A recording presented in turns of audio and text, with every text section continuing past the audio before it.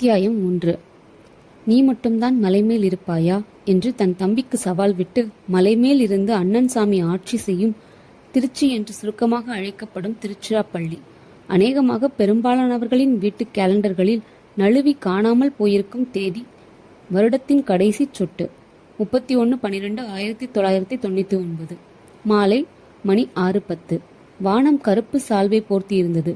சாஸ்திரத்திற்கு கொஞ்சோண்டு சூரிய வெளிச்சம் மட்டும் மிச்சமிருந்தது. பூமியுடன் போருக்கு புறப்பட்டவை பனி. ஷியாம் காரில் அமர்ந்து ஸ்டார்ட் செய்தான். முக்கிய சாலைக்கு வந்து திருச்சியை நோக்கி நிதானமாக ஓட்டினான். வழியெங்கும் ஒரு சுவர் பாக்கி இல்லாமல் தேர்தல் பிரச்சாரங்கள் எழுதப்பட்டிருந்தன. புதுசாய் கொடிக்கம்பங்கள்.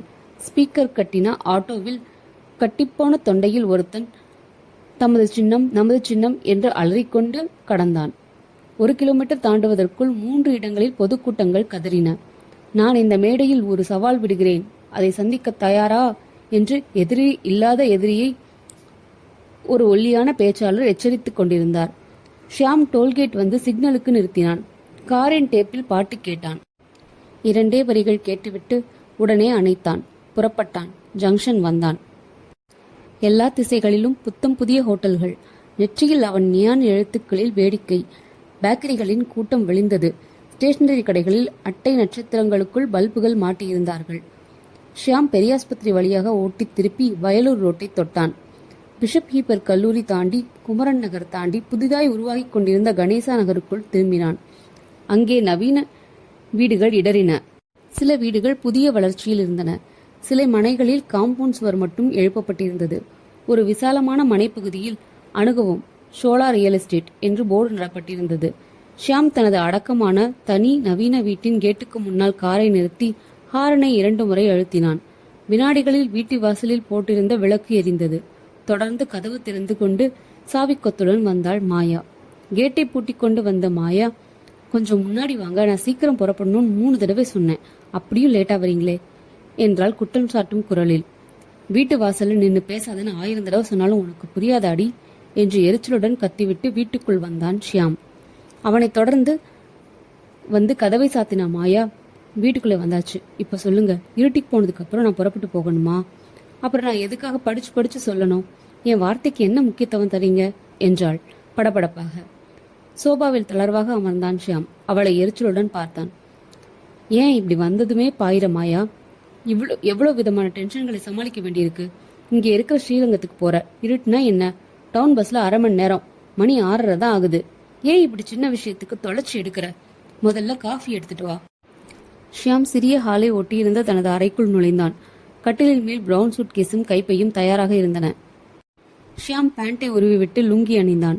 துண்டு எடுத்துக்கொண்டு அறையொட்டி இருந்த பாத்ரூம் சென்று முகம் கழுவினான். துடைத்துக்கொண்டு ட்ரெஸ்ஸிங் மேஜை முன்னால் அமர்ந்து சீப்பு எடுத்தான். மாயா காஃபி டம்ளர் கொண்டு வந்து வைத்தாள். நாளைக்கு ஞாயிற்றுக்கிழமை தானே, நீங்களும் வாங்கலேன் என்னோட. ஒரு நாள் முன்னாடி போனா உங்க கௌரவம் குறைஞ்சிடுமா? மாயா, ஒரு விஷயத்த ஏடி 100 தடவை கேட்டு தொணக்கிற. கல்யாணம் யாருக்கு? என் சொந்த மச்சானுக்கா? உன் சித்தப்பா பையங்கிறதுனால நீ தான் முன்னாடி போறியே. திங்கள் தானே கல்யாணம், நான் திங்கள் காலையில புறப்பட்டு வரேன். இங்க உட்காந்து என்ன பண்ண போறீங்கன்னு தான் கேக்குறேன். எங்க அம்மா வீட்டுல ஏதாச்சும் வசதி குறைச்சலா? 3 மாப்பிள்ளைங்க வந்தா தங்குறதுக்குன்னே 3 ரூம் இருக்கு, டிவி இருக்கு, டெக் இருக்கு. எப்பவாச்சும் ஒரு சந்தர்ப்பம் தானே, அப்பதான் எல்லா சொந்தக்காரங்களும் வந்திருப்பாங்க. நீங்களும் வந்தா கலகலப்பா பேசிக்கிட்டு. போதும் நிப்பாட்டு, உன்னோட பெரிய தலைவலிடி எனக்கு. இங்க 1000 வேலை இருக்கு, எனக்கு கணக்கு எழுத வேண்டியிருக்கு. நீ போனா போ என்று ஷாம் காஃபியை குடித்தான். மாயா ஏமாற்றமாகி முகத்தை உருளென்று வைத்துக்கொண்டு அலமாரி திறந்து கர்ச்சீஃப் எடுத்து கைப்பைக்குள் வைத்துக் கொண்டாள். மாயா என்றான். பதில் பேசாமல் மௌனமாக இருந்தாள். உன்னை தாண்டி கூப்பிட்டேன், என்ன திமிர் ஏறி போச்சு உனக்கு? எல்லாத்துக்கும் முகத்தை தூக்கி வச்சுக்கிறியே. இந்த முறப்பெல்லாம் என்கிட்ட வச்சுக்காத. உன் இஷ்டத்துக்கு நான் ஆட முடியாது. அப்புறம் நாளைக்கு தனியா இருக்கிறப்ப உங்க அப்பா கிட்ட பேசு. அவனை நிமிர்ந்து பார்க்காமல் என்ன பேசணும் என்றாள். என்ன பேசணுமா? ஒரு வாரமா சொல்லிக்கிட்டு இருக்கேன், இன்னைக்குதான் புதுசா கேட்கற மாதிரி என்ன பேசணும்னு கேட்கற? எடுத்து சொல்லு. இந்த மாதிரி பேங்க் லோன் அப்ளை பண்ணிருக்காராம் மெஷினரிக்கும், அது சாங்ஷன் ஆயிடுமா, அதுக்குள்ள தேவைப்படுதுன்னு சொல்லு. 50,000 உங்க அப்பாவுக்கு ஒன்றும் பெரிய தொகை இல்ல, புரிஞ்சுதா? ப்ளீஸ் வேற எப்படியாச்சும் அட்ஜஸ்ட் பண்ண பாருங்களேன். நான் எப்படி என் அப்பா கிட்ட போய்? அப்படின்னா என்ன கேட்க சொல்றியா? சொந்த அப்பா கிட்ட பொண்ணு கேக்குறதுக்கு என்ன கூச்சம்? கூச்சம் இல்லைங்க. அப்புறம் தன்மானம்? நாம என்ன இனமாவா கேக்குறோம்? கடன் மாதிரி தரட்டும், வட்டி வேணாலும் போட்டு வாங்கிக்கட்டும். வேணாங்க, எனக்கு என்னவோ மாதிரி இருக்கு. உங்களை பத்தி அங்க அம்மா வீட்லயும் சரி எங்க அக்காங்களும் சரி ரொம்ப மதிப்பா நினைச்சிட்டு இருக்காங்க. கடன் கேட்டா எல்லாருக்குள்ளயும் செய்தியை படவிடும். ரெண்டாவது, உறவுக்குள்ளே கடன் வாங்குறப்போ பின்னாடி ஏதாச்சும் பிரச்சனை வந்தாலும் வரலாம். பிரச்சனை வரும்னு சொன்னா என்னடி அர்த்தம்? கடன்ல பிரச்சனை எப்ப வரும்? திருப்பி தராதப்பதான் வரும்.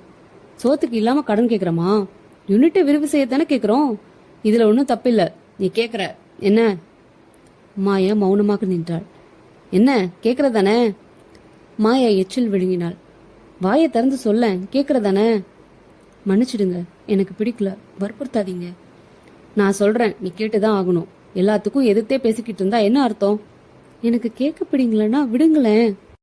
ஷியாமுக்கு ஜிவு என்று கோபம் உச்சிமண்டை வரை ஏறியது. ஆத்திரமாக அவளை அணுகினான். அவள் புஜத்தை அழுத்தமாக பற்றினான். நான் கரடி மாதிரி கத்துறேன், திருப்பி திருப்பி நீ சொன்னதையே சொல்றியே. என் வார்த்தைக்கு என்ன மரியாதை கொடுக்கற? முதல்ல கையை விடுங்க, இது என்ன முரடு நாட்டம்? என்ன சொன்ன? முரடனா? பொலிர் என்று ஓங்கி அறைந்தான் ஷியாம். அம்மா என்று கத்திக்கொண்டு கட்டிலின் மூலையில் தடுமாறி குப்பர விழுந்தாள் மாயா. கோபமாக அறையை விட்டு வெளியேறி ஹாலுக்கு வந்தான். ஆத்திரம் அடங்கவில்லை. அறைந்த வலது கையில் எரிந்தது.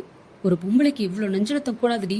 உங்க அப்பா கிட்ட நான் சொன்னபடி கேட்கறதா இருந்தா இந்த கல்யாணத்துக்கு போ, இல்லைன்னா நீ போகவே வேண்டியதில்லை என்று இங்கிருந்தே கத்தினான். மாயாவிடமிருந்து சரி என்று பதில் வராததால் மேலும் ஆத்திரமாகி மறுபடி படுக்கை அறைக்குள் வந்து, ஏண்டி அடி வாங்கினப்புறம் கூட சரின்னு சொல்ல மாட்டியா? என்னதாண்டி உன் மனசுல நினைச்சிட்டு இருக்க? பெரிய மகாராணியா நீ? இந்த வீட்டில் நீ சம்பாதிக்கிறியா, நான் சம்பாதிக்கிறேனா? என் மூஞ்ச பார்த்து பதில் சொல்லு என்று குப்புறப்படுத்திருந்த மாயாவின் தோளை தொட்டு தன் பக்கம் புரட்டின ஷியாம் அதிர்ந்தான். மாயாவின் நெற்றி பொட்டில் கட்டிலின் முனை ஆழமாக பதிந்திருக்க ரத்தம் அங்கே வழிய மேல் பார்வை பார்த்த விழிகளுடன் மாயா இறந்து போயிருந்தாள். அத்தியாயம் 2. ஷியாமால் நம்பவே முடியவில்லை. உண்மைதானா? மாயா இறந்தே போய்விட்டாளா? கடவுளே, இப்படி கூட இத்தனை சடாரென்று ஒரு விபரீதம் நிகழுமா? ஐயோ, இது கனவில்லையே. குப்பென்று வியர்த்து சட்டை முழுவதும் நனைந்தது. நரம்புகள் முறுக்கேறின. மூளையின் ஓட்டம் கடிவாளம் போட்டு இழுத்து நிறுத்தப்பட்டிருந்தது. புரட்டியதில் மல்லாந்திருந்த மாயாவின் விழிகளில் சலனம் இல்லை. பார்வை எங்கேயோ செருகியிருந்தது. நெற்றியோரம் ரத்தம் நிதானமாக வழியமைத்து பெட்ஷீட்டை தொட்டு ஆசையாய் பரவிக்கொண்டிருந்தது. மின்விசிறியின் காற்றில் சேலையின் ஒரு பகுதி அசைந்து கொண்டிருந்தது. ஷியாம் விரயமாய் மாயாவின் கன்னங்களில் தட்டி, என்னை பாரு மாயா, என்னை பாரு மாயா என்று பலவீனமான குரலில் கலவரப்பட்டான். மூக்கருகே மூச்சின் உஷ்ண உரசல் இல்லை. இருதய துடிப்பு இல்லவே இல்லை. அவள் 100% இறந்து விட்டாள் என்பது உரைத்தாலும் ஏற்றுக்கொள்ள மனம் இல்லாமல் திணறியது, தவித்தது. ஷியாமுக்கு மயக்கமாக வந்தது. அப்படியே கட்டிலில் அமர்ந்தான். என்ன செய்ய வேண்டும் நான் இப்போது? டாக்டருக்கு போன் செய்யவா? பலன் என்ன? இது மயக்கமல்ல, நிரந்தர உறக்கம். வினாடிகளில் நடந்துவிட்ட கோரம். எதிர்பார்த்தே இராத ஒரு அடி. மின்சாரம் அணைவது போல அத்தனை சுருக்கி நடந்துவிட்டது. மாயா, மாயா, மாயா, நிஜமாகவே சத்தியமாகவே இறந்து விட்டாயா? எழமாட்டாயா? எழுந்து ஸ்ரீரங்கம் போகப் போவதில்லையா? என்னோடு வார்த்தைக்கு வார்த்தை மல்லுக்கு நிற்கப் போவதில்லையா? முட்டிக்கொண்டு வந்தது அழுகை. பளிச்சென்று முன்னெத்தியில் அடித்துக் கொண்டான். முன்கோபம், எதிலும் முன்கோபம். அப்படியா அறைவேன்? ஆத்திரத்தில் செயல்பட்டேனே ஒழிய இப்படி பொசுக்கென்று போய்விடுவாள் என்று நினைத்தேனா? மை காட், ஒரு வகையில் இது கொலை. ஒரு வகையில் என்ன, கொலையேதான். எதேச்சையாக அடித்தேன், எதேச்சையாக இறந்து விட்டாள் என்றால் போலீஸ் என்னை விட்டுவிடுமா? இப்போது நான் என்னதான் செய்ய வேண்டும்? ஓட வேண்டுமா இந்த ஊரை விட்டு? எங்கே எங்கே போவேன்? போய் ஒளிந்து கொள்வதா? வடநாட்டு பக்கம் தாடிகீடி வைத்துக்கொண்டு? சே, முடிகிற விஷயமா? போலீஸ் துரத்தி வந்து பிடிக்காதோ? நான் என்ன அவ்வளவு திறமைசாலியா? யாரிடம் போய் சொல்வது இதை? சட்டென்று ஷியாமுக்கு நினைவில் வந்தவன் ஜிந்தா, நெருங்கிய நண்பர்களில் ஒருவன், கல்லூரி தோழன். அப்புறம் தன் வாழ்வில் திசை மாறியவன். 30 வயசிலேயே திருச்சியை பொறுத்தவரை கடத்தல் மாஸ்டர் என்று பெயர் வாங்கியவன். 3 கார்கள் வைத்திருக்கிறவன். லைசன்ஸ் எடுத்து சீட்டாட்ட கிளப் நடத்துகிறவன். எப்போது பார்த்தாலும் நட்பு மாறாமல் உரிமையோடு பழகுகிறவன். ஜிந்தா இப்போது இந்த கிரிட்டிக்கல் சூழ்நிலையில் நிச்சயமாக நல்ல யோசனை சொல்வான். நண்பன், நம்பிக்கையானவன், முரட்டு ராஜ்யம் வைத்திருப்பவன், நிச்சயம் எனக்கு உதவுவான். இந்த சமயம் வேறு வழியே இல்லை. ஷியாம் தீர்மானித்தான். முதல் காரியமாக அந்த படுக்கை அறையின் அத்தனை ஜன்னல்களையும் சாத்தினான். கதவை மூடிக்கொண்டு ஹாலுக்கு வந்தான். போனை எடுத்தான். ஹலோ, அங்க ஜிந்தா இருக்காரா? பேசணும். நான் ஷியாமன், சொல்லுங்க. தெரியும். ஷியாம் ரிசீவரை வைத்துவிட்டு அமர்ந்தான். அறைக்குள் 2 வருடங்கள் இன்பமாய் இல்லறம் நடத்திய அன்பு மனைவி பிணமாய் கிடக்கிறாள் என்று நினைக்கும் போதே சிலிர்த்தது. விரல்கள் லேசாக நடுங்கின. திடீரென்று உணர்ச்சிகள் முட்டி மோதி வெடித்து ஷியாம் அழுதான். சின்ன குழந்தை போல் கேவி கேவி அழுதான். இழப்பின் தாக்கம், சூழ்நிலையின் விரோதம், போலீஸ் பயம் என்று எல்லாம் சேர்ந்திருந்தது அந்த அழுகையில். டிடிங்! வீட்டு காலிங் பெல் ஒலித்தது. சற்றென்று அழுகையை நிறுத்தினான். துண்டால் கண்களை, முகத்தை துடைத்துக் கொண்டான். கதவின் பீப்ஹோல் வழியாக பார்த்தான். ஜிந்தா இல்லை. அதே கணேச நகரைச் சேர்ந்த ஒரு பேங்க் மேனேஜரின் மனைவி. சுலோச்சனாவோ காஞ்சனாவோ ஏதோ ஒரு பெயர். மாயாவை பார்க்க அடிக்கடி வருபவள். வந்து ஊர்க்கதையெல்லாம் பேசிக் கொண்டிருப்பவள். இப்போது என்ன பதில் சொல்லப் போகிறேன்? யோசித்துக் கொண்டிருக்கும் போதே மீண்டும் டிடிங். ஷியாம் கதவை திறந்தான். மாயா இல்லை என்றாள் அவள், அவனை தாண்டி பார்த்து கொண்டு. இல்லை என்றான் ஒற்றை சொல்லில். ஸ்ரீரங்கம் போயாச்சா? ஆமாம் என்றான் அவசரமாக. அவங்க சித்தப்பா பையனுக்கு கல்யாணம்னு இன்னைக்கு சாயங்காலம் போறதாவும் சொன்னாங்க. எங்க அண்ணன் வீடு ஸ்ரீரங்கத்துல தான் இருக்கு. எங்க வீட்டுல எலுமிச்சை மரம் இருக்கு. கொஞ்சம் பழம் தரேன், கொடுத்துட்றீங்களான்னு கேட்டேன். சரின்னாங்க, அதான் எடுத்துட்டு வந்தேன். போயாச்சா? அப்ப சரி, நான் வரேங்க. அவள் வாசல் காம்பவுண்டின் சிறிய கேட்டை திறந்து வெளியேறி மீண்டும் சாத்தி கொக்கி போட்டுவிட்டு நடந்தாள். ஷியாம் நெஞ்சை பிடித்து கொண்டான். முதல் பொய் துவங்கிவிட்டது. படுக்கைக்குள் பிளமாய் கிடப்பவளை ஸ்ரீரங்கம் புறப்பட்டு போய்விட்டாள் என்று சொல்ல வேண்டிய கட்டாய சூழ்நிலை. இனி இந்த பொய்யை தொடர்ந்தாக வேண்டுமோ? ஷியாம் கதவை சாத்திவிட்டு ஜிந்தாவுக்காக காத்திருந்தான். அத்தியாயம் 3. ஜிந்தா லூசாக ஒரு ஜிப்பா அணிந்திருந்தான். டைட்டாக பேண்ட் அணிந்திருந்தான். கழுத்தில் தடியாய் தங்கச் சங்கிலி, டாலராக நங்கூரம், பிடரி வழிய ஏராளமான தலைமுடி, வகிடில்லாமல் உயர்த்தி வாரியிருந்தான். தரை பார்த்த முனைகளுடன் அடர்த்தியான மீசை, நடுநட்சியில் முட்டிக்கொண்டு தெரியும் 2 நரம்புகள், வலது கண்ணிற்கு கீழே ஏதோ காயத்திற்கு எப்போதோ போடப்பட்ட தையல் அடையாள புள்ளிகள் 4. ஜிந்தா அமர்த்தலாக ஹாலின் சோஃபாவில் அமர்ந்து, ஸ்மோக் பண்ணிக்கிறே ஷியாம் என்று பற்ற வைத்துக் கொண்டான். எதிரில் அமர்ந்திருந்த ஷியாம் அருள்வாக்கு காத்திருந்த பக்தநாட்டம் ஜிந்தாவின் முகத்தையே பார்த்து கொண்டிருந்தான். ரொம்ப பெரிய அதிர்ச்சியா இருக்கு ஷியாம். இப்படி ஒரு பிரச்சனையை நீ சொல்லுவேன்னு நான் எதிர்பார்க்கவே இல்லை. உன்கிட்ட சொல்றதுக்கு என்ன? என் மூலமா 2 கொலை நடந்திருக்கு. இது வரைக்கும் 2லயும் போலீஸ் மண்டையை பிச்சுக்கிட்டு இருக்கு 3 வருஷமா. ஆனா இது ரொம்ப வித்தியாசமான சிக்கல். போலீஸை கூப்பிட்டு நடந்ததை அப்படியே சொல்லிட்டா என்ன ஜிந்தா? ஒண்ணுமில்ல, நீ உள்ள இருக்கணும், அவ்வளவுதான். உன் மாமனார் சரியான வசதி. உன்னை தூக்கில ஏத்திட்டு தான் மறுவேளை பாப்பார். பயமுறுத்தாத ஜிந்தா. யோசிச்சு ஒரே குழப்பமாயிடுச்சு. பொண்டாட்டி செத்த துக்கத்தை விட போலீஸ் பயம்தான் அதிகமா இருக்கு. இப்ப நீ தான் ஏதாச்சும் யோசனை சொல்லணும். எனக்கு ஒரு அட்டகாசமான யோசனை தோணுது ஷியாம். கொஞ்சம் செலவு பண்ணணும். நீ தயாரா? எவ்வளோ பெரிய சிக்கல்ல மாட்டியிருக்கேன். செலவா முக்கியம்? முதல்ல இதுலேருந்து நான் வெளியே வந்தா போதும்பா. பேங்க்ல 40,000 வரைக்கும் சேமிப்பு இருக்கு. அவ்வளவையும் எடுத்து உன்கிட்ட தரேன். ஏதாச்சும் செய். போலீஸும் சரி, சொந்தக்காரங்களும் சரி, என்னை சந்தேகப்படவே கூடாது. என் சுதந்திரமும் நிம்மதியும் பறிப்போயிடக்கூடாது. ஜிந்தா சிகரெட் முடியும் வினாடியில் நெருப்பை புது சிகரெட்டிற்கு மாற்றிக்கொண்டான். கையை திருப்பி வாட்சை பார்த்தான். மணி 7:35. ஷியாம், கோச்சுக்காத. உன் மனைவிக்கு மனோஜ்குமார்னு ஒரு கள்ளக்காதலன் இருந்தான். ஜிந்தா என்று பதறினான் ஷியாம். கற்பனை தான்ப்பா, முழுசா கேளு. உன் மனைவி உன்னை விட அவன் மேல அதிக ஆசை வச்சிருந்தாங்க. ஆனா அவனுக்கு உன் மனைவி போட்டிருக்க நகைகள் தான் நோக்கம். ஒரு சரியான சந்தர்ப்பம் அமைச்சு உன் மனைவியை கொலை செஞ்சுட்டு நகைகளை கழட்டி தலைமறைவாயிட்டான். இதான் போலீஸ் கிட்ட நீ சொல்ல போற கதை. ஜிந்தா, சங்கடமா இருக்குப்பா. மாயா கொஞ்சம் வாய் துடுக்கு. சரிக்கு சரி எதிர்த்து பேசுவா. ஆனா இந்த மாதிரி துரோகம் செய்யற மாதிரி மனசுக்கு சங்கடமா தான் இருக்கும். ஆனா இப்போ நீ பிரச்சனையிலிருந்து தப்பணுமே. மனோஜ்குமார்னு இல்லாத ஒரு கேரக்டரே உருவாக்க போறோம். இப்ப நான் சொன்ன கற்பனை கதையை எல்லாரும் நம்புறதுக்கு ஆதாரங்கள் ஏற்படுத்த போறோம். நம்புவாங்களா? நம்ப வைக்கணும் ஷியாம். என் திட்டத்தை விரிவா சொல்றேன். அப்புறம் இதுல எங்கேயாச்சும் ஓட்டை இருக்கான்னு சொல்லு. மனோஜ்குமார்னு ஏன் தேர்ந்தெடுத்தேன் தெரியுமா? அது நான் யூஸ் பண்ற புனை பெயர். என் கடத்தல் தொழில் சம்பந்தமா நான் எந்த வெளியூர் போய் தங்கினாலும் அந்த பேர்ல தான் தங்குவேன். தவிர மனோஜ்குமாருக்கு ஒரு தனி மேக்கப்பே வச்சிருக்கேன். ஹேர் ஸ்டைல் மாறும், புதுசா தாடி சேரும், புதுசா கண்ணாடி சேரும், ட்ரெஸ் டைப்பே மாறிடும், நடை, பாவனை, குரல் எல்லாமே மாறிடும். இன்னைக்கு ராத்திரி 11 மணிக்கு ஹோட்டல் சில்வர் ஸ்பூன்ல புது வருஷ கொண்டாட்டம் இருக்கு. இசை நிகழ்ச்சி, பெரிய விருந்து, பரிசு போட்டி, டான்ஸ்னு ஒரே கேளிக்கையா இருக்கும்.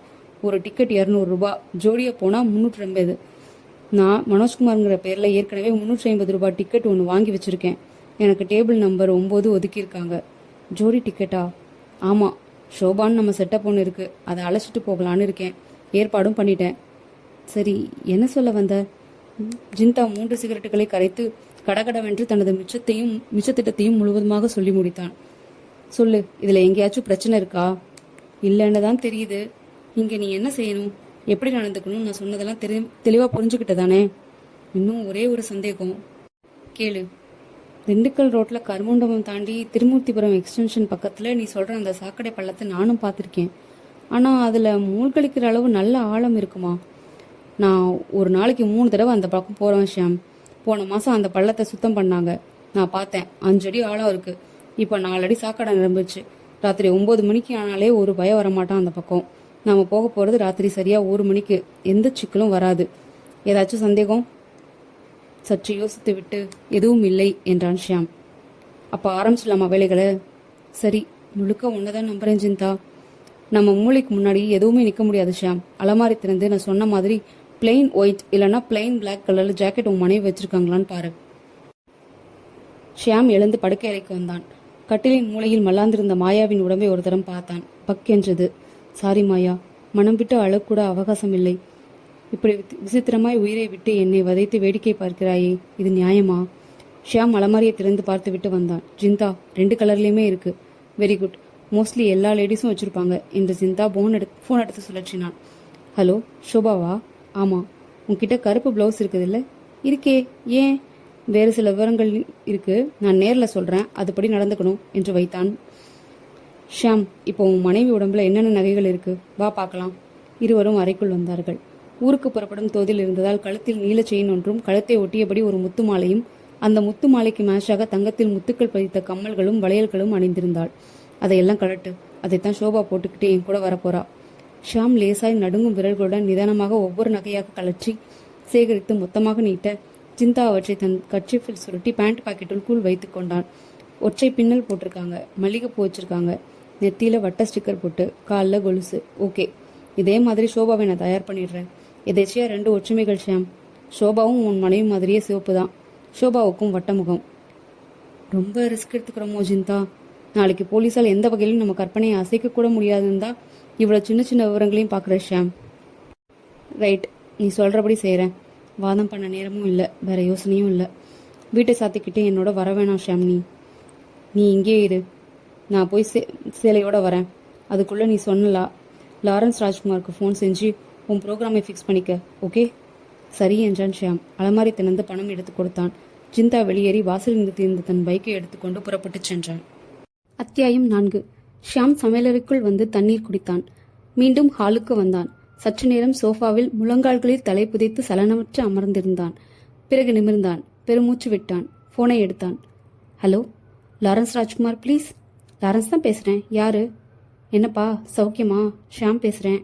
அட, ஷியாமா? சௌக்கியம்தான். நீ எப்படி இருக்க?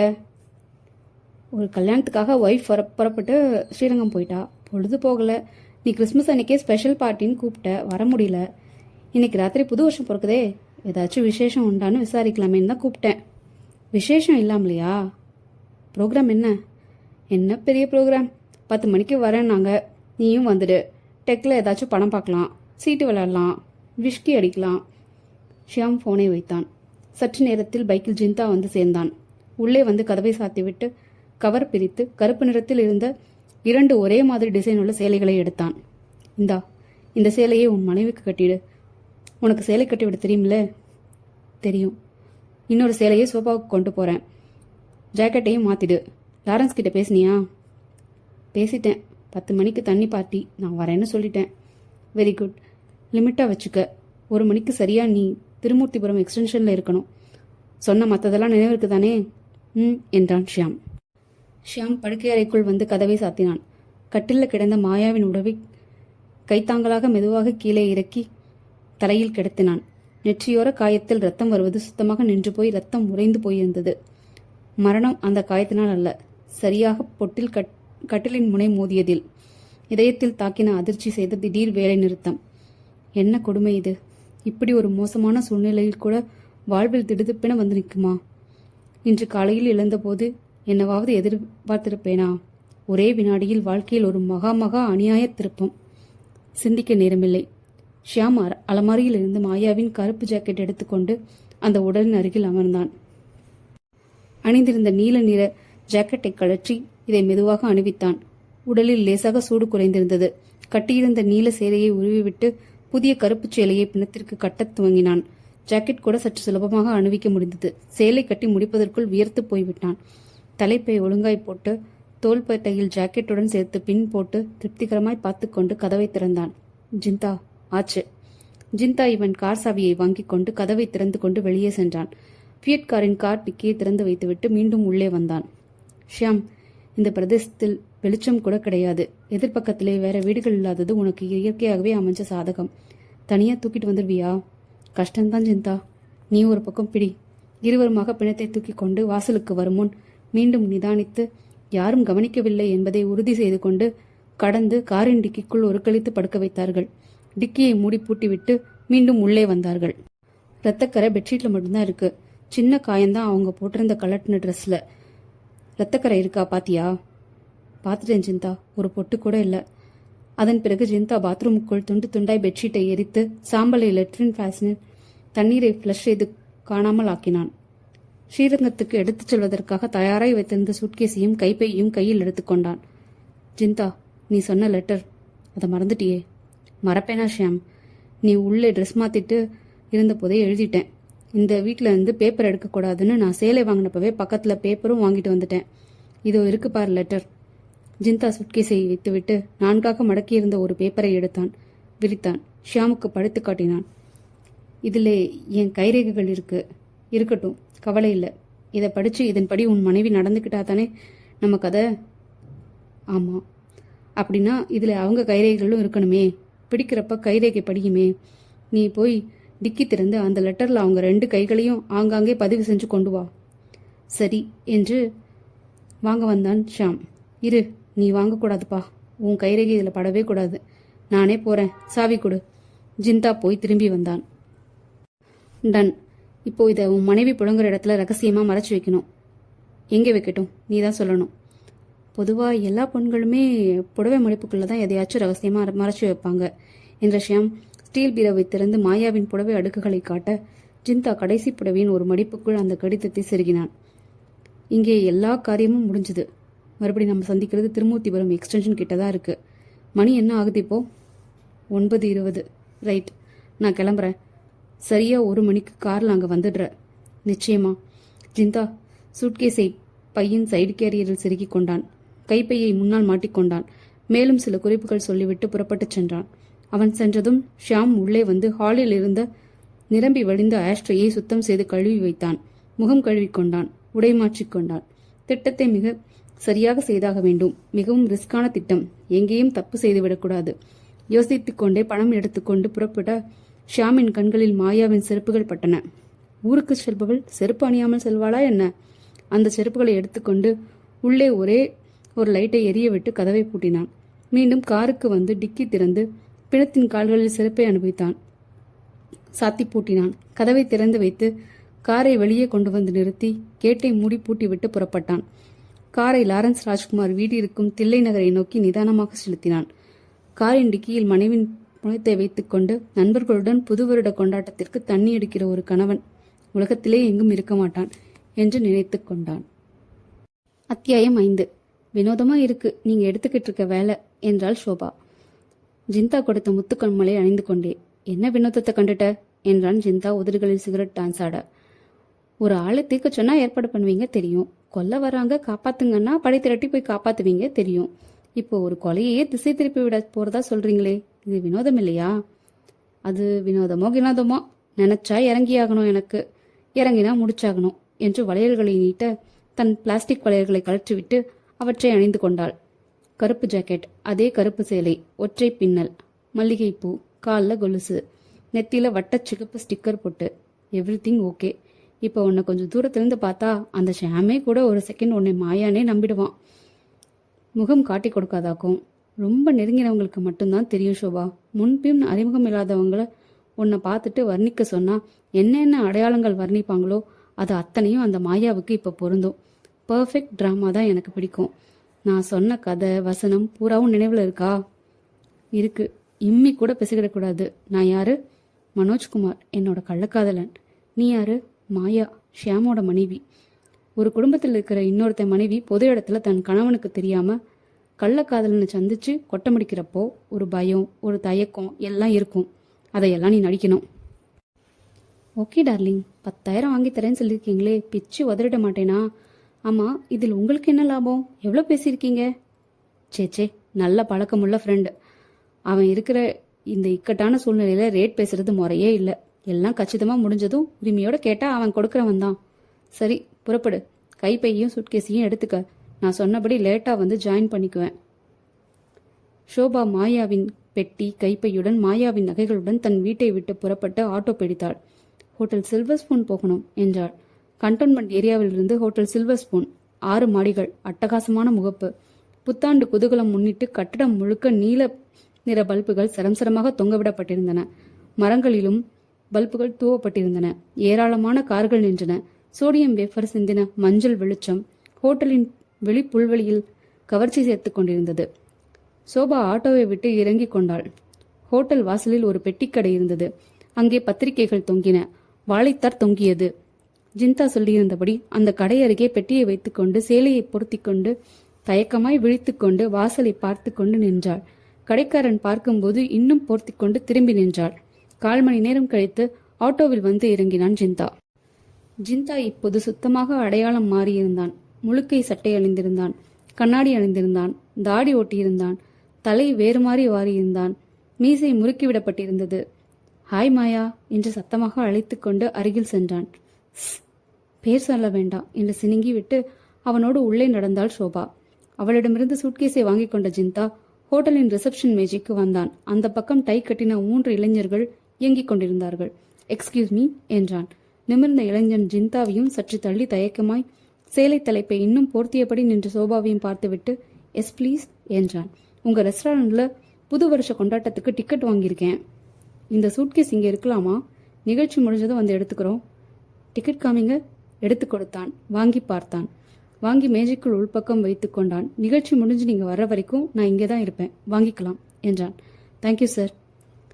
ஜிந்தாவும் சோபாவும் ரெஸ்டாரண்ட் பகுதிக்கு நடக்க அந்த இளைஞன் தன் அருகில் நின்றவனிடம் அவர்களை சுட்டி காட்டி நிச்சயமா உண்மையான தம்பதி இல்ல, இழுத்துட்டு வந்திருக்கான் என்று சிரித்தான். அந்த விசாலமான ரெஸ்டாரண்ட் ஹாலில் மிகவும் ஆடம்பரமாக அலங்காரம் செய்திருந்தார்கள். ஜிகினா காகிதங்களும் பலூன்களும் எங்கும் தொங்கின. விசேஷமாக ஒரு தற்காலிக மேடை அமைக்கப்பட்டிருந்தது. தள்ளி தள்ளி மேஜைகள் போடப்பட்டிருந்தன. ஒவ்வொரு மேஜையிலும் சீராக துணி விரித்து நாப்கின் வைத்து ஃபோக் ஸ்பூன் அமைத்து வைக்கப்பட்டிருந்தன. ஒவ்வொரு மேஜை மேலும் 1, 2, 3 என்று எண் எழுதின சின்ன கட்டைகள் வைக்கப்பட்டிருந்தன. அந்த ஹால் முழுவதும் மிக பிரகாசமாக விளக்குகள் அமைக்கப்பட்டிருந்தன. முற்றிலும் குளிரூட்டப்பட்டிருந்தது. ஜிந்தாவும் ஷோபாவும் வாசலை அடைய கோட் போட்ட ஒரு ஹோட்டல் ஊழியன் அவர்களின் டிக்கெட்டை பெற்றுக்கொண்டு good evening sir, your table is 9, this way please என்று அந்த மேஜை வரைக்கும் நடத்தி சென்று அமர வைத்துவிட்டு புன்னகைத்துவிட்டு பிறகு வாசலுக்கு சென்றான். மொத்தம் 30-40 மேஜைகள் போடப்பட்டிருந்தன. அநேகமாக 3/4வாசி நிரம்பியிருந்தது. சில மேஜைகளில் நண்பர்கள், சில மேஜைகளில் தம்பதிகள். பெண்கள் குறைவாகவே இருந்தனர். இவர்களின் 9ஆம் நம்பர் மேஜைக்கு அருகில் 8ஆம் நம்பர் மேஜை. அதில் ஒரு நடுத்தர வயது தம்பதி இருந்தார்கள். ஜிந்தா வாட்சை பார்த்து கொண்டான். 10:45. நிகழ்ச்சிகள் துவங்க இன்னும் 15 நிமிடங்கள் இருந்தன. ஒரு சிகரெட்டை பற்ற வைத்துக் கொண்டான். திட்டப்படி ஷியாம் இப்போது லாரன்ஸ் வீட்டில். அத்தியாயம் 6. தன் நிரப்பப்பட்ட கண்ணாடி கோப்பையை மற்றவர்களின் உயர்த்தப்பட்ட கோப்பைகளுடன் மோதி சியர்ஸ் என்றான் சம்பிரதாயமாக. அவர்கள் 4வரும் லாரன்ஸின் அறையில் தரையில் ஜமுக்காலம் விரித்து போட்டு அமர்ந்திருந்தார்கள். மையத்தில் இடம் விட்டு கேரம் விளையாடுபவர்கள் போல ஒருவரை ஒருவர் பார்க்கும் தோதில் அமர்ந்திருந்தார்கள். திறக்கப்பட்ட முழு விஸ்கி பாட்டிலும் சோடா பாட்டிலும் இருந்தன. பிளாஸ்டிக் தட்டுகளில் காரமான சிப்ஸ், நிலக்கடலை, மிக்சர் என்று கொட்டி வைக்கப்பட்டிருக்க டேப் ரெக்கார்டரில் திடும் திடும் என மேற்கத்திய இசை அதிர்ந்தது. ஜான் தன் சட்டையை கழற்றி கட்டில் மேல் போட்டிருந்தான். புருஷோத் 3 புதிய சீட்டுக்கட்டுகளை சேர்த்து 2 பிரிவாய் பிரித்துக்கொண்டு டர் என்ற இனிய ஒளியுடன் வித்தியாசமாய் கலந்தான். லாரன்ஸ் ஒரே நேரத்தில் வாயில் 4 சிகரெட்களை வைத்து லைட்டர் நெருப்பில் 4ஐயும் பற்ற வைத்து அனைவருக்கும் விநியோகித்தான். ஷியாம், என்னப்பா நாங்க எல்லாம் கத்திக்கிட்டு இருக்கோம், நீ எதுவுமே சொல்லனா எப்படி? நாக் அவுட், 100 ரூபாய், சரிதானே? சரி என்றான். ஏன் முகம் ஒரு மாதிரியா இருக்கு? உடம்பு எதுவும் சரியில்லையா? இல்லை இல்லை என்றான் அவசரமா. ஷியாம் அதன் பிறகு அந்த இடத்தில் தன்னை வலுக்கட்டாயமாக திணித்துக் கொண்டான். முகத்தில் சோர்வை, சோகத்தை காட்டுதல் கூடாது. இவர்களோடு சேர்ந்து சிரிக்க வேண்டும். கீழே காரின் கீழே என் மனைவி பிணமாக. மர அதை மர. இன்னொரு பெக் சாப்பிடு. சிரி, இன்னும் சிரி. சரியாக 11 மணிக்கு அந்த செலிப்ரேஷன் ஹாலின் மேடையில் அனைத்து விளக்குகளும் எரிந்தன. 2000 என்று தன் பனியனில் எழுதியிருந்த இசைக்குழு அனைவரையும் வணங்கியது. சிரித்த முகத்துடன் கையில் மைக்குடன் ஒருவன் மேடைக்கு வந்தான். ஹோட்டல் சில்வர் ஸ்பூனில் கொண்டாட்டத்தில் கலந்து கொள்ள வந்திருக்கும் உங்கள் அனைவரையும் மலர்ச்சியுடன் வரவேற்கிறேன். இன்றைய நிகழ்ச்சியின் விவரங்களை உங்களுக்கு தெரிவிக்கிறேன். விருந்து ஆரம்பமாகி தொடர்ந்து கொண்டிருக்கும் போதே எல்லா நிகழ்ச்சிகளும் நடக்கும். ஒவ்வொரு மேஜையிலும் மெனு கார்டு வைக்கப்பட்டிருக்கிறது. அதில் எந்த உணவு வகையை வேண்டுமானாலும் ஆர்டர் செய்யலாம், வழங்கப்படும். கல்கத்தாவிலிருந்து வந்திருக்கும் சன்ஷைன் எனும் இந்த இசைக்குழுவினர் நடனமாடிக்கொண்டே இசையை வழங்குவார்கள். சரியாக 12 மணிக்கு இங்கே வந்திருக்கும் உங்களில் ஒருவர் சிறப்பு விருந்தினராக தேர்ந்தெடுக்கப்படுவார். அதன் பிறகு இசைக்குழுவினரோடு இணைந்து யார் வேண்டுமானாலும் நடனமாடலாம். இப்போது இசை நிகழ்ச்சி துவக்கம். இசைக்குழுவில் மொத்தம் 7 பேர் இருந்தார்கள். அவர்களில் 3 பெண்கள். நிகழ்ச்சி துவங்கியது. ஷோபா மேஜை மேல் கைகளை ஊன்றி ஆர்வமாக கவனித்தாள். ஜிந்தா சிகரெட் ஊதி தள்ளிக்கொண்டே இருந்தான். Your order please. வந்த ஸ்டூவர்ட்டிடம் ஏற்கனவே கார்டு பார்த்து முடிவு செய்து வைத்திருந்த இடங்களை சொன்னான் ஜிந்தா. இன்னொரு டை கட்டின ஆசாமி நோட் புக்குடன் ஒவ்வொரு மேஜையாக வந்து பெயர் கேட்டு குறித்து கொண்டான். Your name please. எதுக்கு? சீஃப் கெஸ்ட் தேர்ந்தெடுக்க. மனோஜ்குமார் என்றான் Jinda. Madam, your name? Maya என்றாள் ஷோபா. அவன் நகர்ந்ததும் ஜிந்தா குனிந்து கிசுகிசுப்பாக, தடுமாறிடுவியோன்னு நினைச்சேன் என்றான். அதெல்லாம் மறக்காம இருப்பேன் ஜிந்தா. பேரை சொல்லாத முண்டோம். நாக்கை கடித்துக்கொண்டு சாரி என்று திரும்பிய ஷோபா பக்கத்து மேஜையில் இருந்த நடுத்தர வயது பெண் தன்னையே பார்ப்பதை உணர்ந்தாள். ஷோபா பார்வையை திருப்பி நடனத்தையும் இசையையும் ரசித்துவிட்டு திரும்பி பார்க்க இப்போதும் அந்த பெண் இவளையே பார்ப்பதை உணர்ந்தாள். உதடுகளை அதிகம் பிரிக்காமல், பக்கத்து டேபிள் லேடி சும்மா சும்மா என்னையே பார்க்கறாங்க என்றாள்.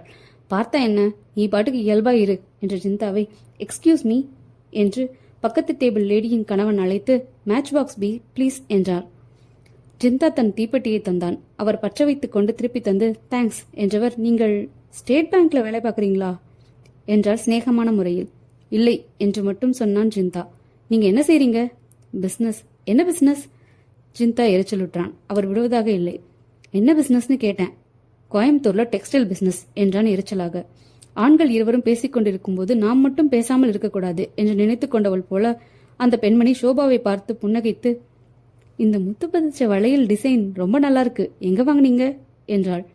ஷோபா பட்டென்று, எங்க கல்யாணத்துக்கு எங்க அப்பா போட்டது, எங்க வாங்கினார்னு தெரியாதுங்க என்று பேச்சை கத்தரித்தாள். கோயம்புத்தூர்லயா இருக்கீங்க என்றாள் ஜிந்தாவின் பதிலை கவனித்ததால். ஆமாம் என்றாள் ஷோபா. அம்மா ஊரு திருச்சியா? இல்ல, ஸ்ரீரங்கம். சாப்பிட்டுட்டு அப்புறம் பேசலாமே, கொஞ்ச நேரம் டான்ஸை பார்க்கலாம் என்று சற்றே அழுத்தமாக ஷோபாவை பார்த்து சொன்ன ஜிந்தா வந்து வரவழைக்கப்பட்ட உணவு பதார்த்தங்களில் ஆர்வம் காட்ட அரட்டையில் நாட்டமில்லை என்று புரிந்து கொண்ட அந்த தம்பதி தங்களுக்குள் வேறு கதை பேச ஆரம்பித்தார்கள். 12 நிமிடங்கள் இருந்த பொழுது இசை நிகழ்ச்சி நிறுத்தப்பட்டது. 6 அடுக்கு அலங்கார கேக்கை மேஜையோடு கொண்டு வந்து வைத்தார்கள். அதில் ஒரே ஒரு பெரிய மெழுகுவர்த்தி இன்னும் கொளுத்தப்படாமல் இருந்தது. முதலில் அறிவித்த நிகழ்ச்சி கண்டக்டர் மைக்குடன் வந்து சேர்ந்தான். நண்பர்களே, இதோ இந்த பெட்டியில் உங்கள் அத்தனை பேரின் பெயர்களும் உள்ளன. இப்போது நான் தேர்ந்தெடுக்கப் போகும் நபர் இந்த நிகழ்ச்சியின் சிறப்பு விருந்தினர். அவர் இங்கே மேடைக்கு வருவார். சனியாக 12 மணிக்கு எல்லா விளக்குகளும் அணைக்கப்படும். சிறப்பு விருந்தினர் இந்த மெழுகுவர்த்தியை ஏற்றி வைப்பார். மீண்டும் எல்லா விளக்குகளும் போடப்படும். யார் அந்த பிரதம விருந்தாளி என்று அவன் தனித்தனியாக சுருட்டப்பட்ட காகித குவியலில் கைவிட்டு துளாவி ஒரு சீட்டை எடுத்து விரித்தான். அவர்தான் mister Boopathi Raja. Please come here Boopathi Raja. பக்கத்து மேஜையில் அரட்டை அடித்த அந்த சூட்டணிந்த ஆசாமிதான் பூபதி ராஜா என்று அறிய ஆச்சரியப்பட்டான் ஜிந்தா லேசாக. அவர் வாயெல்லாம் பல்லாக எழுந்தார். அவர் மனைவி சந்தோஷத்தில் அவர் கையை பற்றி குலுக்கினாள். உடனே வரிசையாக எல்லாரும் கைத்தட்டினார்கள். அவர் நிதானமாக நடந்து சென்று மேடையேறும் வரை தாள நயத்துடன் விட்டு கைத்தட்டினார்கள். இப்போது நேரம் 11:59 என்றான் அவன். அடுத்த மகத்தான நிமிடத்தை மௌனமாக கரைத்தார்கள். சரியாக 12 மணிக்கு எல்லா விளக்குகளும் அணைந்து பூபதி ராஜா மெழுகுவர்த்தி கொளுத்த எல்லோரும் ஹாப்பி நியூ இயர் என்று உழக்க கத்தினார்கள். தொங்கிக் கொண்டிருந்த பலூன்களில் சிகரெட்டால் தொட்டு வெடிக்க வைத்தார்கள். எல்லோரும் அறிமுகம் உள்ளவர் இல்லாதவர் என்றில்லாமல் எழுந்து சென்று கை குலுக்கி ஹாப்பி நியூ இயர் என்று சொல்லிக் கொண்டார்கள். ஜிந்தாவும் அருகில் இருந்த சிலருக்கு எழுந்து சென்று கை கொடுத்தான். சொற்பமாக இருந்த சில பெண்களும் கை கொடுத்துக் கொள்ள ஷோபா அந்த பூபதி ராஜா மனைவியிடமும் கை குலுக்கினாள். இந்த ஹீல் செருப்பு எங்க வாங்கினீங்க என்றாள். சோபாவிற்கு படு எரிச்சல். எதை பற்றி எப்போது பேசுவது இந்த விவசாயே கிடையாதா? பற்களை கடித்துக் கொண்டு வாங்கல, ஆர்டர் கொடுத்து செஞ்சுக்கிட்டேன் என்று கூறிவிட்டு தன் நாற்காலிக்கு திரும்பினாள். பூபதி ராஜா தன் நாற்காலிக்கு திரும்பினார். இசை நிகழ்ச்சி மீண்டும் துவங்கியது. இப்போது வந்திருந்தவர்களில் சில இளைஞர்கள் மேடை ஏறி ஆட ஆரம்பித்தார்கள். வர்ண விளக்குகள் மாறி மாறி எரிந்தன. 5000 வாலா சரவடியை வாங்கி வைத்திருந்த லாரன்ஸ் தன் வீட்டு மொட்டை மாடியில் அதை நீளமாக பிரித்து வைத்து சரியாக 12 மணிக்கு திரியில் பற்ற வைத்தான்.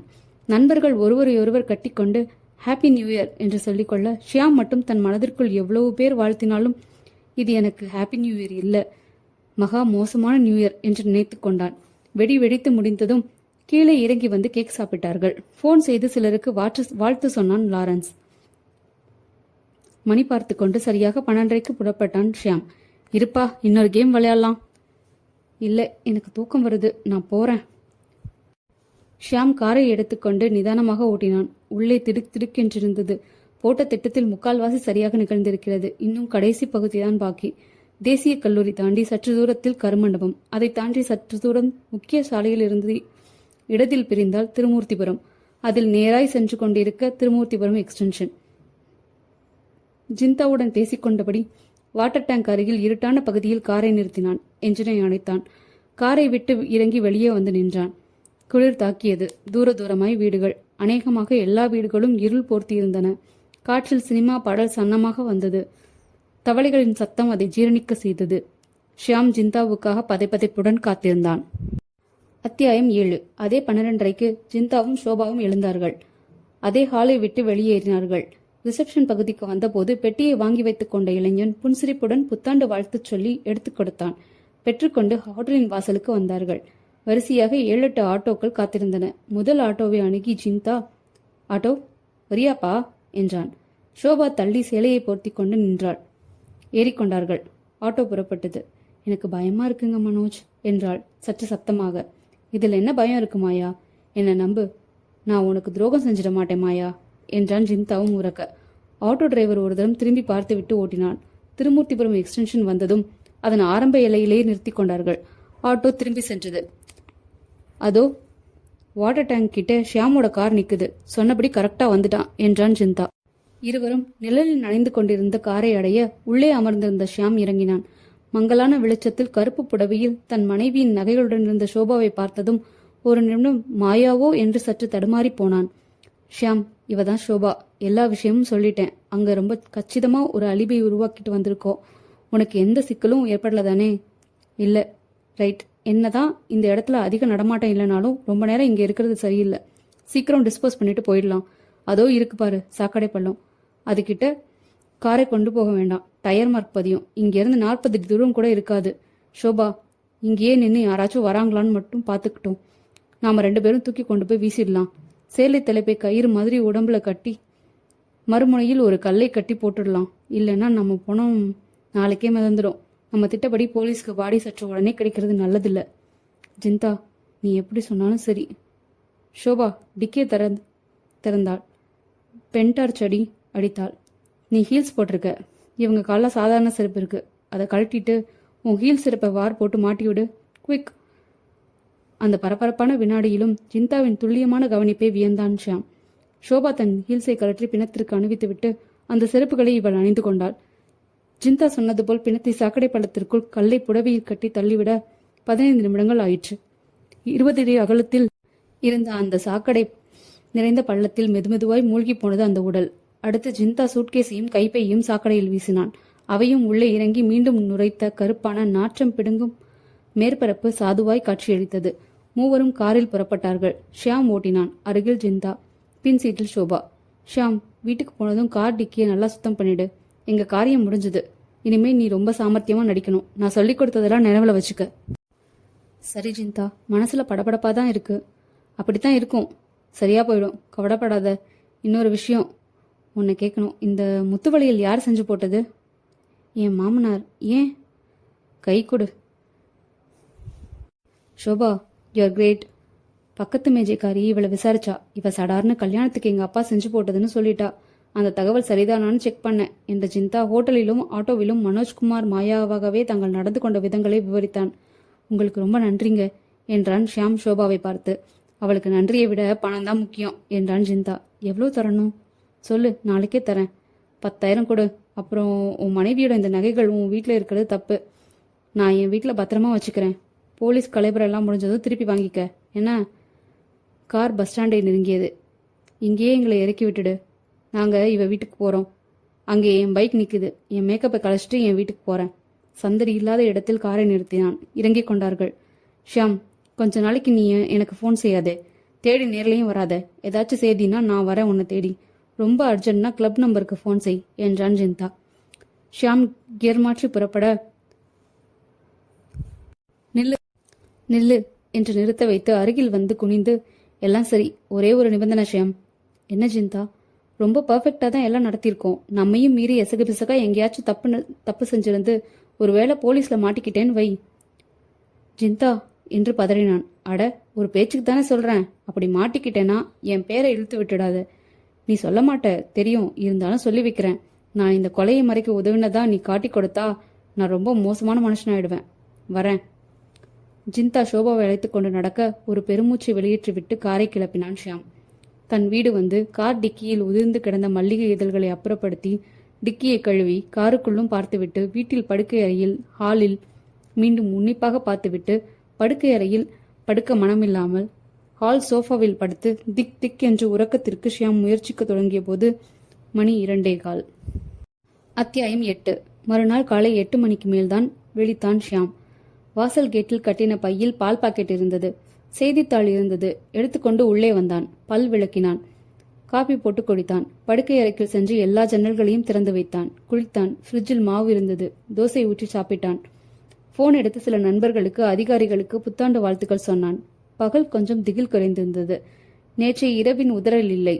ஆனால் உள்ளே ஒரு அவசர துடிப்பு நிச்சயமாய் இருந்தது. விஜயராகவன் என்ற நண்பரை போனில் அழைத்தான். அரை மணியில் விஜயராகவன் வந்தான். இருவரும் ஹாலில் பேசிக்கொண்டே செஸ் விளையாடினார்கள். மதியம் அவனுடன் புறப்பட்டு சென்று அவன் வீட்டில் சாப்பிட்டான். மாலையில் இருவருமாய் சினிமா போகலாம் என்று பேசிவிட்டு மீண்டும் வீடு வந்து உறங்க முயற்சித்து முடியாமல் போய் புத்தகம் படித்தான். மாலை புறப்பட்டு சென்று விஜயராகவனுடன் ஒரு தமிழ் சினிமா பார்த்துவிட்டு திரும்பினான். அன்றும் ஹாலில் படுத்துக்கொண்டான். கல்யாண பத்திரிகை எடுத்து முகூர்த்த நேரம் பார்த்தான். காலை 9 முதல் 10:30 வரை. மறுநாள் 7:30க்கெல்லாம் புதிய உடையில் தயாராகி வீட்டை பூட்டிக் கொண்டு கார் எடுத்துக்கொண்டு ஸ்ரீரங்கம் வந்து கல்யாண மண்டபம் வந்தான். வாசலிலேயே வரவேற்கும் மேஜையருகே நின்ற ஷியாமின் மாமனார் வந்து, வாங்க மாப்பிள என்று எட்டி பார்த்துவிட்டு, எங்கே மாயா என்றார். மாமாவுக்கு எப்பயும் விளையாட்டு தான் என்று சிரித்தான் ஷியாம். இதுல என்ன மாப்பிள்ள விளையாட்டு இருக்கு? எங்க மாயாவை அழைச்சிட்டு வரலையா? என்ன மாமா திருப்பி திருப்பி இப்படி கிண்டல் அடிக்கிறீங்க? கிண்டலா? புரியல மாப்பிள்ள, என்ன சொல்றீங்க? மாயாவைத்தான் முந்தா நாள் ராத்திரியே அனுப்பிச்சு வச்சிட்டனே. இப்ப நீங்க தான் தமாஷ் பண்றீங்க. உடம்புக்கு எதுவும் இல்லையே. சீரியஸா தான் பேசுறீங்களா என்று ஷியாம் கல்யாண கூட்டத்தில் பெண்கள் பகுதியில் திரும்பி திரும்பி பார்த்தான். எங்கே மாமா மாயா? இன்னும் மண்டபத்துக்கு வீட்டுல இருந்து வரலையா? என்ன மாப்பிள்ள சொல்றீங்க நீங்க என்றார் கோபால்சாமி பதட்டத்துடன். நீங்க என்ன சொல்றீங்கன்னு தான் எனக்கு புரியல. நான் திங்கக்கிழமை வரேன், நீ வேணா முன்னாடி போன்னு சொன்னேன். சரிண்ணா. முந்தா நாள் நான் ஆபீஸ்ல இருந்து வந்தேன். ரெடியா இருந்தா பஸ் ஸ்டாண்ட்ல கொண்டு வந்து 1ஆம் நம்பர் ஸ்ரீரங்கம் பஸ்ல ஏத்தி விட்டுட்டு போனேன். இப்ப புரியுதா தெளிவா? இனிமே தமாஷ் பண்ண மாட்டீங்களே. எங்க மாயா? மாப்பிள்ள என்று பதறின கோபால்சாமி அவன் கையை பிடித்து தனியாக அழைத்து சென்று, முந்தா நாள் மாயா இங்க வரல மாப்பிள்ள. நிஜமாதான் சொல்றீங்களா என்றான் கலவரமான குரலில் ஷியாம். ஐயோ, நிஜமாவே இங்க வரலங்கிறேன். என்னம்மா இது? எனக்கு பதறுது. ஸ்ரீரங்கம் பஸ்ல நான் ஏத்தி விட்டேன். நம்ம வீட்டுக்கு வராம எங்க போவா? ஒருவேளை சித்தப்பா வீட்டு கல்யாணம்னு உங்க தம்பி வீட்டுல போய் தங்கிட்டாளா? இல்லங்க, நேத்து ஞாயிற்றுக்கிழமை பூரா நம்ம வீட்டுக்கு வராம இருப்பாளா? இருங்க வரேன் என்று சென்ற கோபால்சாமி சற்று நேரத்தில் 15-20 பெண்கள் ஆண்களுடன் வந்தார் பதட்டமாக. என்னம்மாமா? எங்கேயுமே வரலங்க மாப்பிள்ள. என்ன இது? எனக்கு எதுவுமே புரியலையே என்று மயக்கம் வருபவன் போல தடுமாறினான் ஷியாம். மாமாவின் தம்பி கதிரேசன் அவனை தாங்கி பிடித்தான். அப்பா, இங்கே கல்யாண வீட்டில் பிரச்சனையாகிட வேண்டாம். நம்ம வீட்டுக்கு போய் என்ன செய்யலாம்னு பேசிக்கலாம். கோபால்சாமியின் வீட்டுக்கு வந்தனர். ஆளாளுக்கு பதட்டமாக கலவரமாக பேசிக்கொண்டார்கள். கதிரேசனும் ஷியாமும் யார் யாருக்கோ போன் செய்தார்கள். மாயா எழுதியிருந்த லெட்டர்ல கல்யாணத்துக்கு முடிஞ்சா சனிக்கிழமை சாயங்காலம் வருவோம், இல்லைன்னா திங்கக்கிழமை காலையில வருவோம்னு 2 விதமாவும் எழுதியிருந்ததுனால நேற்று பூரா மாப்பிள்ளைக்கு போன் செஞ்சு எப்ப வரீங்கன்னு கேட்கணும்னு கூட எனக்கு தோணலையே என்று புலம்பினார் கோபால்சாமி. கதிரேசன் எங்கேயோ வெளியில போய் திரும்பி வந்தான். அரை மணி நேரம் கழிச்சு, அப்பா, இங்க நம்ம ஊர் போலீஸ் ஸ்டேஷன்ல இன்ஸ்பெக்டர் எனக்கு தெரிஞ்சவர். அவரை பார்த்து விவரம் சொன்னேன். திருச்சியில அக்கா இருக்கிற ஏரியால கண்ட்ரோல்ல உள்ள போலீஸ் ஸ்டேஷன்ல உடனே ஒரு கம்ப்ளைண்ட் கொடுக்க சொன்னார். அவரும் போன் செஞ்சு சொல்லிட்டு விசாரிக்க ஆரம்பிக்கிறதா சொன்னார். காரில் கோபால்சாமி, ஷியாம், கதிரேசன் மூவரும் திருச்சி புறப்பட்டனர். ஷியாம் நெற்றியில் அடித்துக்கொண்டு, நான் ஒரு மடையன். வழக்கமா பல தடவை அவ தனியா வந்திருக்கிறதுனால இங்க இருக்கிற ஸ்ரீரங்கம் தானேன்னு தனியா அனுப்பிச்சிட்டேன். முத்து செட் போட்டிருந்தா. அனுப்பிச்சு வச்சுட்டு புறப்பட்டு வர்றான்னு ஒரு ஃபோன் அடிச்சு சொல்லி தோணலையே எனக்கு. ஐயோ, எனக்கு வயிறே கலங்குது என்றான். அமைதியா இருங்காத்தான், ஒன்னும் விபரீதமா கற்பனை செஞ்சுக்க வேணாம் என்று தைரியம் சொன்னான் கல்லூரியில் படிக்கும் கதிரேசன். அத்தியாயம் 9. இன்ஸ்பெக்டர் நரசிம்மன் இளந்தந்தியுடன் இருந்தார். மூக்குப்பொடி பழக்கத்தின் தடயங்கள் மூக்கின் விளிம்புகளில் தெரிந்தன. பதறாம சொல்லுங்க என்றார். ஷியாம், கோபால்சாமி, கதிரேசன் மூவருமே கொஞ்சம் கொஞ்சமாக சொல்லி முடித்தார்கள். அருகாமை மேஜையில் அமர்ந்திருந்தார் சப் இன்ஸ்பெக்டர் தயாளன். சென்னையில் இருந்து இந்த ஸ்டேஷனுக்கு ஒரு வாரம் முன்புதான் மாற்றலாகி வந்திருந்தார். தயாளன் தாடை மத்தியில் லேசாய் ஒரு பள்ளம். உயரமாக ஒல்லியாக இருந்தார். கழுத்தில் மெல்லிய தங்கச்சங்கிலி அணிந்திருந்தார். போலீசுக்கு உரிய பிரத்யேக முரட்டுத்தனம் இன்னும் முகத்தில் ஒட்டிக்கொள்ளாமல் இருந்தார். இன்ஸ்பெக்டரின் கேள்விகளையும் அந்த மூவரின் பதில்களையும் தன் வேலைகளுக்கு நடுவே உன்னிப்பாக கவனித்தார் தயாளன். மிஸ்டர் ஷியாம், உங்கள் மனைவியை எத்தனை மணிக்கு பஸ் ஏற்றி விட்டீங்க? 6:30 மணி இருக்கும் சார். எங்கே ஏறினாங்க? சென்ட்ரல் பஸ் ஸ்டாண்ட்லேயே கொண்டு வந்து ஏற்றி விட்டேன் சார். 1ஆம் நம்பர் டவுன் பஸ்லையா? ஆமாம். உங்கள் மனைவி என்னென்ன வச்சுருந்தாங்க? ப்ரௌன் கலரில் ஒரு சூட்கேஸ், ஒரு லெதர் ஹேண்ட்பேக், இது ரெண்டும். ரைட்டு. நகைகள் அதிகமாக போட்டிருந்தாங்களா? ஒரு லாங் செயின், ஒரு முத்து நெக்லஸ், முத்து வளையல்கள் 2 ஜோடி, முத்து கம்மல்கள். என்ன கலர் சேலை கட்டியிருந்தாங்க? கருப்பு கலர் சேலை சார். அதில் உடல் முழுக்க சின்ன சின்ன பச்சை பூக்கள் போட்டிருக்கோம். ஸ்ரீரங்கம் இன்ஸ்பெக்டர் ஃபோன் செஞ்சதுமே நான் விசாரணைகளில் இறங்கிட்டேன். முந்தா நாளோ நேற்றோ எந்த விபத்தும் நடக்கல. நம்பிக்கையா இருங்க, கண்டுபிடிச்சிடலாம். உங்கள் மனைவியோட ஃபோட்டோ ஒன்று வேணும். வீட்டில் இருக்கு சார், கொண்டு வந்து தரேன். ரைட். நீங்கள் சொன்ன விவரங்களை எல்லாம் குறிப்பிட்டு ஒரு புகார் எழுதி கொடுங்க. அதிகபட்ச நடவடிக்கைகளை எடுத்துக்கிறேன். உங்கள் மனைவியை ஏற்றி அனுப்பிட்டு நீங்கள் என்ன செஞ்சீங்க ஷியாம்? ஷியாம் தன் நண்பர்களுடன் புத்தாண்டு கொண்டாடியதை தெரிவித்தான். ஞாயிறு முழுவதும் செஸ் விளையாடியதை, சினிமா சென்றதை சொன்னான்.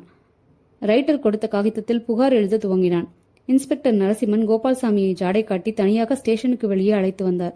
உங்கள் மாப்பிள்ளை எப்படிப்பட்டவர்? ரொம்ப தங்கம் சார். அவரை தப்பாக நினச்சிடாதீங்க.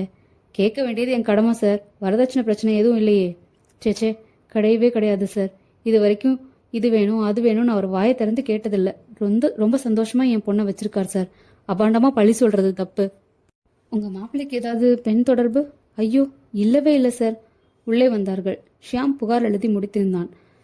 நான் உடனே நடவடிக்கை எடுக்கிறேன், தகவல் தெரிவிக்கிறேன். மூவரும் புறப்பட்டு ஷியாமின் வீட்டுக்கு வந்தார்கள். ஷியாம் தன் பக்கத்து உறவினர்கள், நண்பர்கள் என்று ஃபோன் செய்து மாயா அங்கே வந்தாளா என்று உருக்கமாக விசாரிச்சான். உடைந்து போய் அழுதான். அதை பார்த்து கோபால்சாமியும் அழ, கதிரேசன் 2 பேருக்கும் தைரியம் சொல்லிக் கொண்டே இருந்தான். அதே தினம் மாலை மணி 6. இன்ஸ்பெக்டர் நரசிம்மன் ஒலித்த டெலிஃபோனை எடுத்தார். ஹலோ சார், நான் மாயா பிரதர் கதிரேசன் பேசுறேன். இன்ஸ்பெக்டர் ஐயா இருக்காங்களா? இன்ஸ்பெக்டர் தான் பேசுறேன். என்னாச்சு சார்? சிஸ்டர் பத்தி ஏதாச்சும் தகவல் கிடைச்சதா? விசாரிச்சுட்டே இருக்கோம் சார். பார்ப்போம். 1ஆம் நம்பர் பஸ் டிரைவர், கண்டக்டர்களை பாதிக்கு மேல் விசாரிச்சாச்சு. ஜிஹெச் விசாரிச்சிட்டோம்.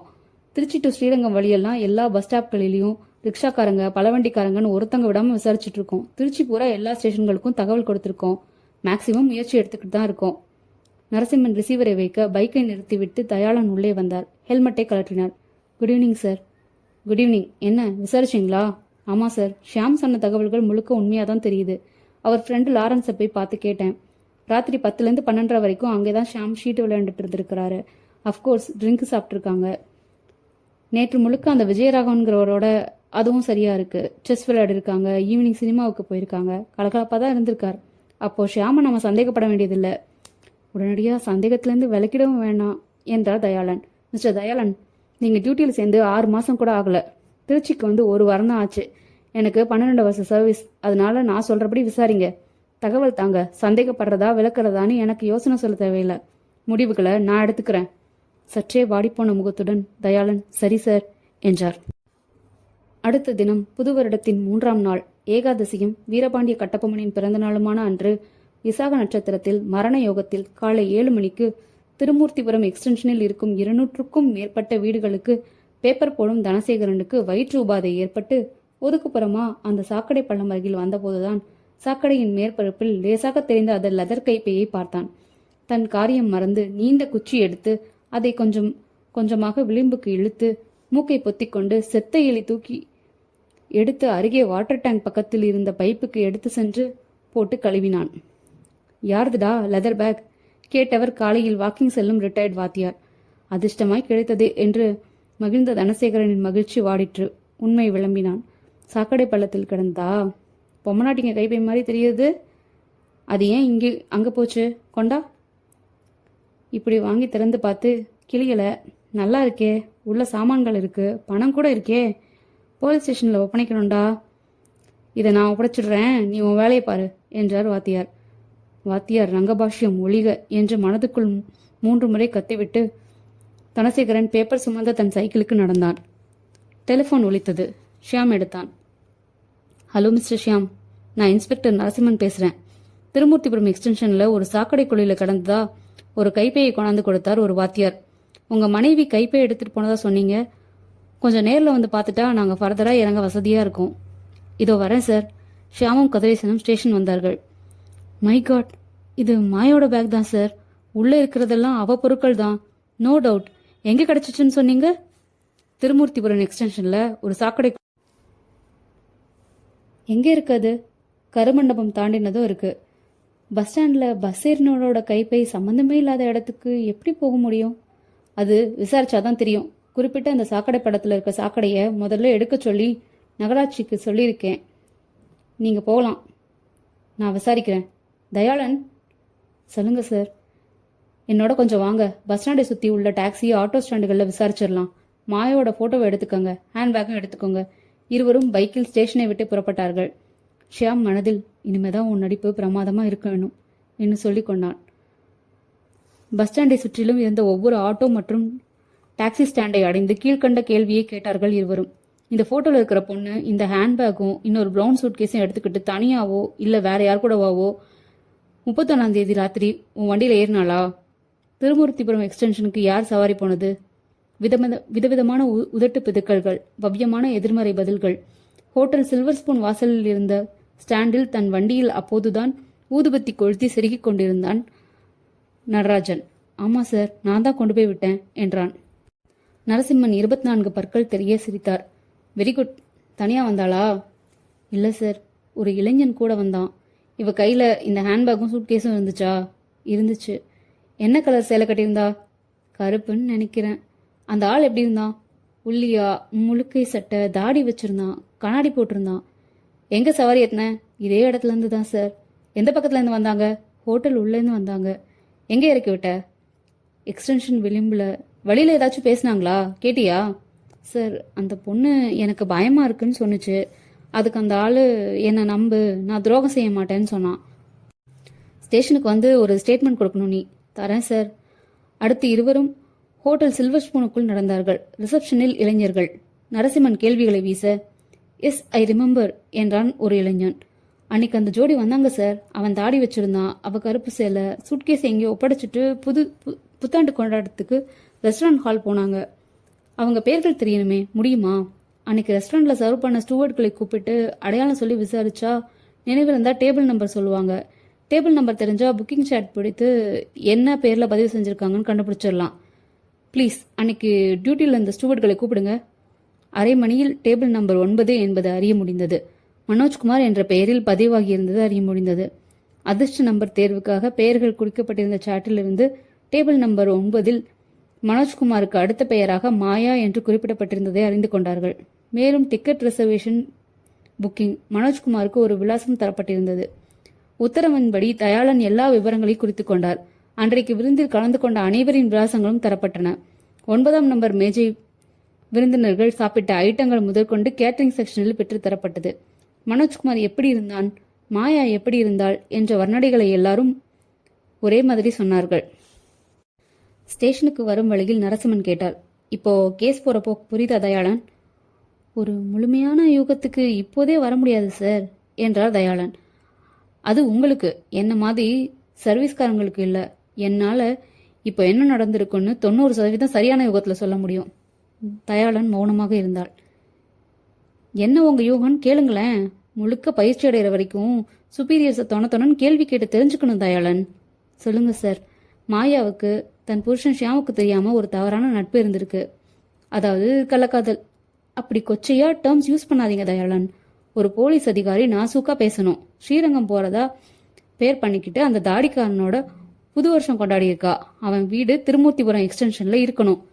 அங்க ஏதோ விபரீதம் நடந்திருக்கணுங்கிறது என் யூகம். கற்பழித்து கொலையா? இப்பதானே சொன்னேன் பாலிஷா சொல்லணும்னு. கத்துக்குட்டி ஆபீஸுங்கிறது சரியா இருக்கு பாருங்க. சார் சும்மா என்ன மட்டம் தட்டாதீங்க. மெட்ராஸ்ல வாடகை காதலிங்கிற ஒரு கேஸை அட்டகாசமா கண்டுபிடிச்சேன் நான். அணுகுமுறைக்கும் சர்வீஸ்க்கும் சம்பந்தமே இல்லை. ஓஹோ, ரைட். இப்போ இந்த மாயா கேஸ்ல 2 பேருக்கும் அப் டு டேட்டா விவரங்கள் தெரியும் இல்லையா? இந்த நிமிஷத்துல இருந்து இதை முழுக்க உங்க அணுகுமுறையில விடுறேன். சால்வ் பண்ணுங்க பார்க்கலாம். நிச்சயமா செய்வேன் சார். ஆனா ஒரு நிபந்தனை, பாதி கிளறி விட்டு என்னால முடியலன்னு என்கிட்ட வந்தீங்கன்னா உங்க 1 மாச சம்பளத்தை அப்படியே என்கிட்ட கொடுத்துடணும். சேலஞ்சுக்கு சம்மதமா? சம்மதம் சார். என்ன சுதந்திரமா இயங்க அனுமதிக்கணும். ஷுவர். ஆனா எனக்கு ரிப்போர்ட் செஞ்சாகணும். அது செய்யாமலா நான் தனிச்சு பண்ணிட்டா உங்க நிபந்தனைப்படி உங்க 1 மாச சம்பளம் எனக்கு தந்துடுவீங்க தானே? அதுதான் நியாயமான டீலா இருக்க முடியும். இருவரும் ஸ்டேஷனுக்கு வந்தபோது அங்கே அவர்களுக்காக ஒரு செய்தி வைத்துக் கொண்டிருந்தார் ஏஎஸ்ஓ. சார், இப்போ ஃபோன் வந்துச்சு. திருமூர்த்திபுரம் எக்ஸ்டென்ஷன்ல இருக்கிற சாக்கடையை லாரி கொண்டாந்து அள்ளினாங்களாம். அப்போ ஒரு லேடியோட பிணம் கிடைச்சிருக்கு. என்ன செய்ய போறீங்க தயாளன் என்று சிரித்தார் நரசிம்மன். முதல்ல எஸ்பிக்கு ஒரு தகவல், அப்புறம் ஆம்புலன்ஸ். ஸ்பாட்டுக்கு பாடியோட போய் பாடியோட கண்டிஷனை பார்த்துவிட்டு அவசியப்பட்டா ஸ்பாட் போஸ்ட்மார்ட்டத்துக்கு ஜிஹெச் டியூட்டி டாக்டரை கூப்பிடணும். பாடி அடையாளம் காட்ட ஷியாம அழைச்சிட்டு போகணும். சூழ்நிலையை பார்த்துக்கிட்டு போலீஸ் நாய் தேவைப்படுதுன்னா பயன்படுத்தணும். துடிப்பா தான் இருக்கீங்க, கோ ஹெட் என்றார் நரசிம்மன். அத்தியாயம் 11. அதை ஒரு பிணம் என்று கூட சொல்ல முடியாது. துணி சுற்றிய ஒரு மாமிச திரட்டு. தண்ணீரை கொட்டி சுத்தப்படுத்தவே 3/4 மணி நேரம் ஆயிற்று. முகத்தில் பாதி ஏதேதோ உயிரினங்கள் கடித்து குதிரப்பட்டு சில இடங்களில் சதை விலகி எலும்பு தெரிந்தது. போஸ்ட்மார்ட்டத்துக்கே லாய்க்கில்லாத உடல் என்றார் வந்து சேர்ந்த டாக்டர். கிணத்திலோ ஆத்திலோ கிடந்த பாடியானா கூட பரவாயில்ல. சாக்கடைன்றதுனால ரொம்பவும் அழுக ஆரம்பிச்சிருச்சு. பத்தாததுக்கு ஏதேதோ ஜந்துகள் கடிச்சிருக்கு. இன்னும் நகம் உதறல. ஆனா ரிகர் மார்டிஸ் செட் ஆயிடுச்சு. நிச்சயம் 48 மணி நேரத்துக்கு மேல. 1 மணி நேரத்துக்கு பிறகு ஓலைப்பாயில் துணி விரித்து தூக்கி வைத்து சுருட்டி ஒப்படைக்கப்பட்டது. தயாளன் 4 கான்ஸ்டபிள்களை அந்த ஏரியா முழுக்க உள்ள வீடுகளில் விசாரிக்க அனுப்பினார். இவரே 30க்கும் மேற்பட்ட வீடுகளில் ஏறி இறங்கினார். இரவு 1 மணிக்கு ஸ்டேஷனில் நரசிம்மன் கேட்டார். என்ன தயாளன், எது வரைக்கும் வந்திருக்கீங்க? ஆட்டோ டிரைவர் 1 மணிக்கு கொண்டு போய் அங்கே விட்டுருக்கான். அதுக்கப்புறம் தான் கொலை நடந்திருக்கு. டாக்டர் அதிகம் தகவல் சொல்ல முடியல. பிணத்தோட கண்டிஷன் அவருக்கு உதவல. பலமான பொருளால நெத்தியில தாக்கியிருக்கலாம்னு சொல்றார். பிணத்தோட உடம்புல ஒரு பிட் நகை கூட இல்லை. ஷியாம் அவ போட்டிருந்ததா ஒரு லிஸ்டே கொடுத்திருந்தார். பின்ன என்ன, கோடிட்ட இடத்தை பூர்த்தி செய்யற மாதிரி சுலபமா கதையை கம்ப்ளீட் பண்ண வேண்டியது தானே. மனோஜ்குமார் இவளை ஏமாத்திட்டான். இவளை நேசிக்கிற மாதிரி நடிச்சிருக்கான். புத்தாண்டு கொண்டாட்டத்துக்கு அழைச்சிட்டு போயிட்டு திருமூர்த்திபுரம் அழைச்சிட்டு போய் கொன்னு நகைகளை கழட்டிக்கிட்டு சாக்கடை குழியில தள்ளிட்டு போயிட்டான். That's all. மனோஜ்குமாரை தேடணும். அதுக்கான ஏற்பாடுகள்ல இறங்குங்க. அப்படித்தான் நினைக்க வேண்டியிருக்கு. ஆனா அப்புறம் என்ன இழுக்கிறீங்க? என்னவோ எனக்கு ஒரு குழப்பம். புதுசா கேஸ் டீல் பண்றப்ப அப்படித்தான் இருக்கும். காலையில ஷியாம் வீட்டில் புறப்பட்டு தகனம் முடிகிற வரைக்கும் இந்த மனோஜ்குமார் விவகாரத்தை பத்தி எதுவும் சொல்ல வேணாம். நகைக்காக யாரோ கடத்திக்கிட்டு வந்து கொண்டுட்டாங்கன்னு நம்பிக்கிட்டு இருக்காங்க. நாளைக்கு ஈவினிங் உண்மையை சொல்லி விசாரிக்கலாம். சரி சார் என்றார் தயாளன் சிந்தனையாக. ஊர்வலமாக சென்று மாயாவை எரித்தார்கள். ஷியாமுக்கு விதவிதமாக ஆறுதல் சொன்னார்கள். மாலையில் ஷியாமும் கதிரேசனும் இன்னும் ஒரு சில முக்கிய உறவினர்கள் மட்டுமே வீட்டில் இருந்தபோது பைக்கில் வந்தார்கள் நரசிம்மனும் தயாளனும். அந்த படுபாவியை கண்டுபிடிச்சிங்களா சார் என்றான் ஆவேசமாக கதிரேசன். கொஞ்சம் அமைதியா இருங்க மிஸ்டர். ஷியாம், உங்களோட கொஞ்சம் தனியா பேசணுமே. மூவரும் படுக்கை அறைக்குள் வந்து கதவை சாத்தி கொண்டு அமர்ந்தார்கள். மாயா எப்படிப்பட்ட பொண்ணு ஷியாம் என்று ஆரம்பித்தார் தயாளன். ரொம்ப பாசம் சார் என் மேல. எனக்கு ஒண்ணுன்னா துடிச்சு போயிடுவா. ரொம்ப கலகலப்பானவ. யார் கூடவாவது எதை பத்தியாவது அரட்டை அடிச்சுக்கிட்டே இருக்கணும் அவளுக்கு. உங்களுக்கு மனோஜ்குமார்னு யாரையாச்சும் தெரியுமா? மனோஜ்குமாரா? அப்படி யாரையும் தெரியாது. அதிர்ச்சி அடையாம கேளுங்க. உங்க மனைவியோட கேரக்டர், அதாவது நீங்க சந்தேகப்படுற மாதிரி எப்பவாவது நேரடியாவே கேட்டுறேன். உங்களை தவிர வேற யார் கூடவாவது ரகசியமான முறையில உங்க மனைவி பழகிட்டு இருக்கதா நீங்க எப்பாவது சந்தேகப்பட்டதுண்டா? சார் என்று அதிர்ச்சி காட்டினான் ஷியாம். எவ்வளவு கேவலமான ஒரு கேள்விக்கு பதில் சொல்ல வேண்டியிருக்கிறது என்று மிகவும் நொந்து கொண்டான் உள்ளுக்குள். சொல்லுங்க. இல்ல சார், அவ அப்படிப்பட்டவ இல்ல சார். நரசிம்மன் சிரித்துக்கொண்டு, மிஸ்டர் ஷியாம், எங்க விசாரணைகளின்படி நடந்திருக்கிறது என்னன்னா, உங்க மனைவி மனோஜ்குமார்னு ஒருத்தரோட அதே சனிக்கிழமை ராத்திரி ஹோட்டல் சில்வர் ஸ்பூன்ல புத்தாண்டு கொண்டாடி விட்டு ஆட்டோல திருமூர்த்திபுரம் போய் அங்கே கொலை செய்யப்பட்டு நகைகளையும் உயிரையும் இழந்திருக்காங்க. நோ, இருக்கவே முடியாது. நான் தான் அவளை பஸ் ஏற்றி விட்டேன். ஸோ வாட், நீங்கள் இந்த பக்கம் போனதும் அடுத்த ஸ்டாப்பில் இறங்கியிருக்க முடியாதா? அதனால மனோஜ்குமாரை நாங்கள் தேடுறோம். உங்கள் மனைவியோட அலமாரிகளில் கொஞ்சம் தேடணும். அந்த மனோஜ்குமார் சம்மந்தமாக ஏதாச்சும் தகவல் கிடைக்கலாம் என்றார் நரசிம்மன். செத்தவ மேலே அபாண்டமாக இப்படி ஒரு பழியா? மை காட், என்னென்னவோ சொல்கிறீங்களே சார். இதுதான் அவள் பீரோ, முழுக்க முழுக்க அவள் பொருட்கள் தான் இதில் இருக்கு, பார்த்துக்கோங்க. நரசிம்மன் பீரோவை திறக்க தயாளனும் கூட நின்று ஆராய்ந்தார். அரை மணி நேரம் கழித்து அந்த புடவையை எடுத்தபோது உள்ளிருந்து சறுக்கி விழுந்தது மடக்கப்பட்ட ஒரு கடிதம். எடுத்து விரித்தார் நரசிம்மன். டியர் மாயா, 31ஆம் தேதி இரவு ஸ்ரீரங்கத்திற்கு நீ மட்டும் செல்லப் போவதாக என்னிடம் சொன்னாய் அல்லவா? உடனே ஒரு சுவாரஸ்யமான திட்டம் உருவானது எனக்கு. ஹோட்டல் சில்வர் ஸ்பூனில் அன்று இரவு புத்தாண்டு கொண்டாட்டத்திற்கு 2 டிக்கெட்டுகள் வாங்கிவிடுகிறேன். நீ உன் கணவனை வழி அனுப்பிவிட்டு போனதும் பஸ்ஸை விட்டு இறங்கிவிடு. ஹோட்டல் வாசலில் ஒரு பெட்டிக்கடை இருக்கிறது, அதன் அருகில் எனக்காக காத்திரு. வந்து விடுகிறேன். அவசியம் வர வேண்டும் டார்லிங். ஓகே? நான் வாங்கித்தரும் அந்த கருப்பு சேலையில் வருவோம். உன் மனோஜ்குமார். தயாளன். பாருங்க, கொஞ்சம் நஞ்ச இருந்த சந்தேகங்களும் விலகிடுச்சு. தயாளன் படித்து பார்த்தார். ஷியாமிடமும் காட்டினார். அவன் வெகுவாக அதிர்ந்தவன் போல காட்டிக்கொண்டான். நோ, என் மாயாவை இப்படி? என்ன சார் இது? என்னால் நம்பவே முடியல. இந்த கையெழுத்து அடையாளம் தெரியுதா? இதுக்கு முன்னாடி எங்கேயாவது பார்த்துருக்கீங்களா? இல்லை, பார்த்ததில்ல. மேலும் விசாரித்து கொண்டு புறப்பட்டார்கள். அத்தியாயம் 12. தயாளன் ஹோட்டல் சில்வர் ஸ்பூனில் டிக்கெட் வாங்கும்போது மனோஜ்குமார் கொடுத்திருந்த விலாசம் போலியானது. அப்படி ஒரு தெருவே திருச்சியில் கிடையாது என்பதை விசாரித்து அறிந்திருந்தார். அது எதிர்பார்த்ததுதான். மனோஜ்குமாரின் உண்மையான விலாசம் பற்றி, அவன் தொழில் பற்றி ஏதாவது குறிப்பு தேவை. ஆட்டோக்காரனும் ஹோட்டல் பணியாளர்களும் மனோஜ்குமாரை வர்ணிக்கிறார்கள். ஆனால் அவனை பற்றி ஒரு உதவிகரமான தகவல் யாராலும் தர முடியவில்லை. அறிந்த அடையாளங்களை திருச்சியின் அனைத்து ஸ்டேஷன்களிலும் தெரிவித்தாயிற்று. பழைய குற்றவாளிகளின் புகைப்படங்களை காட்டி விசாரித்தாயிற்று. கொஞ்சம் சலித்து போன தயாளன் எடுத்த அடுத்த நடவடிக்கை, அன்றைய தினம் புத்தாண்டு கொண்டாட்டத்தில் கலந்து கொண்டவர்கள் அத்தனை பேரையும் தனித்தனியாக விசாரித்து விடுவது என்று தீர்மானித்தார். 2 மணி நேர விருந்தின் போது அவர்களில் யாராவது அவனிடம் பேசியிருக்கலாம். என்ன பேசினார்கள் என்பதில் அவனை பற்றிய தகவல் ஏதாவது ஒளிந்திருக்கலாம். ஹோட்டலின் டேபிள் வாரியாக கொடுத்திருந்த விலாச லிஸ்டில் மனோஜ்குமாரின் 9ஆம் நம்பர் மேஜைக்கு அருகில் இருந்த 7, 8, 10, 11 மேஜைகளில் அமர்ந்து விருந்து சாப்பிட்டவர்களை முதலில் விசாரித்துவிட்டு பிறகு மற்றவர்களையும் விசாரிக்க தீர்மானித்திருந்தார். வசந்த நகரி என்னும் சேட்டு 7ஆம் நம்பர் மேஜையில் விருந்து சாப்பிட்டவர்.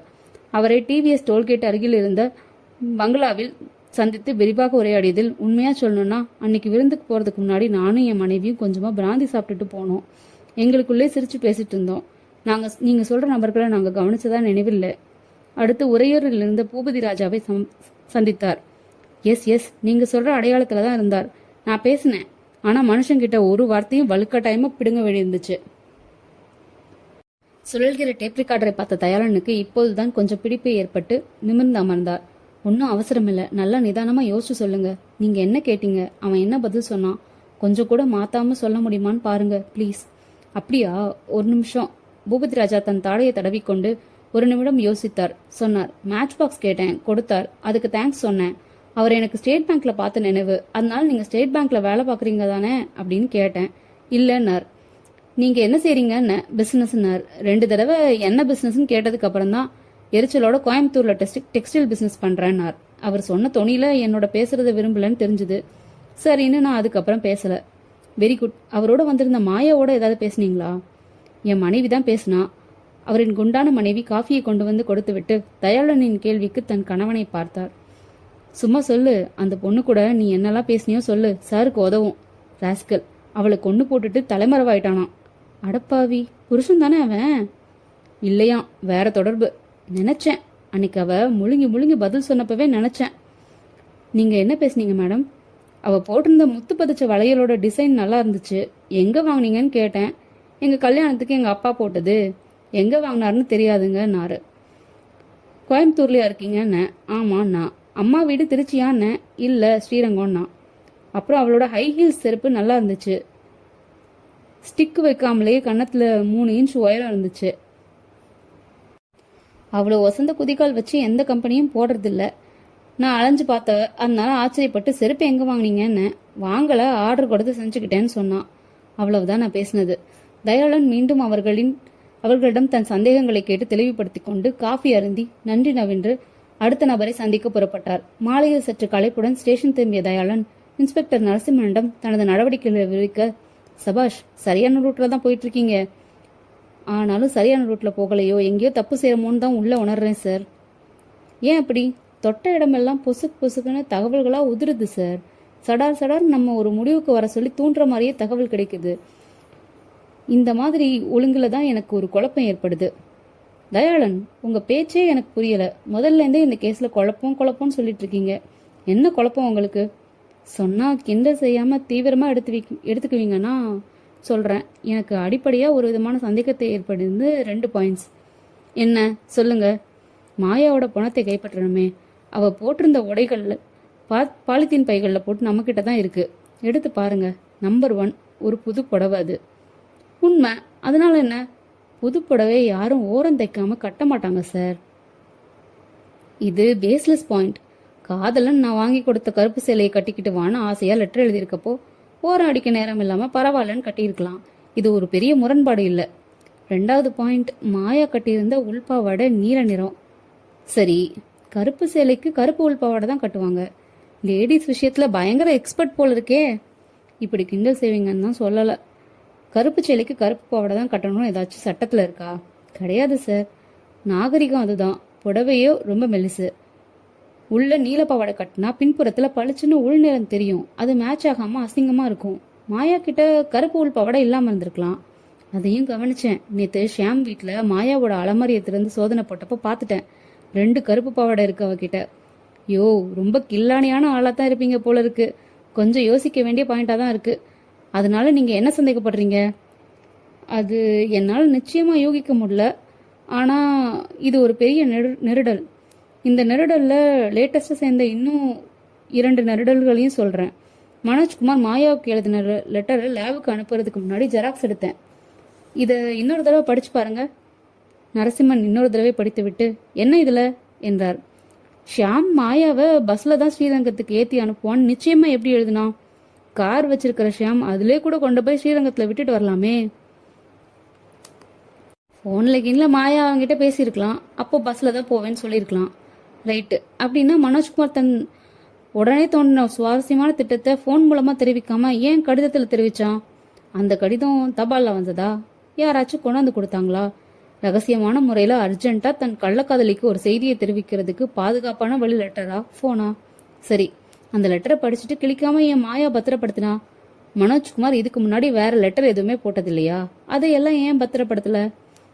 இதை மட்டும் ஏன்? பாவி, இதுக்குள்ள இவ்வளவு கேள்வி இருக்காயா? இன்னும் கூட இருக்கு சார். லெட்டர்ல புது வருஷம் கொண்டாட்டம் சில்வர் ஸ்பூன் ஹோட்டல்னு எழுதியிருக்கான். எத்தனை மணிக்குன்னு விவரம் இருக்கா? இவ எவ்வளவு நேரம் பொட்டி கடையிலே காத்திருப்பா? எல்லாத்துக்கும் மேல மாயாவோட நோக்கம் மனோஜ்குமாரோட ஓடி போறது இல்ல. அப்படின்னா பெட்டியில கல்யாணத்துக்கு கட்டிக்க சேலைகளும் கல்யாண பரிசும் இருக்காது. புது வருஷம் கொண்டாடிட்டு எப்போ ஸ்ரீரங்கம் போறதா திட்டம்? தாமதத்துக்கு சொல்ல பொருத்தமா என்ன பதில்? இருங்க, அடிக்கிட்டே போறீங்க. இவ்வளவு கேள்விகளை எழுப்பி பாக்குறப்ப என்னதான் முடிவுக்கு வரீங்க?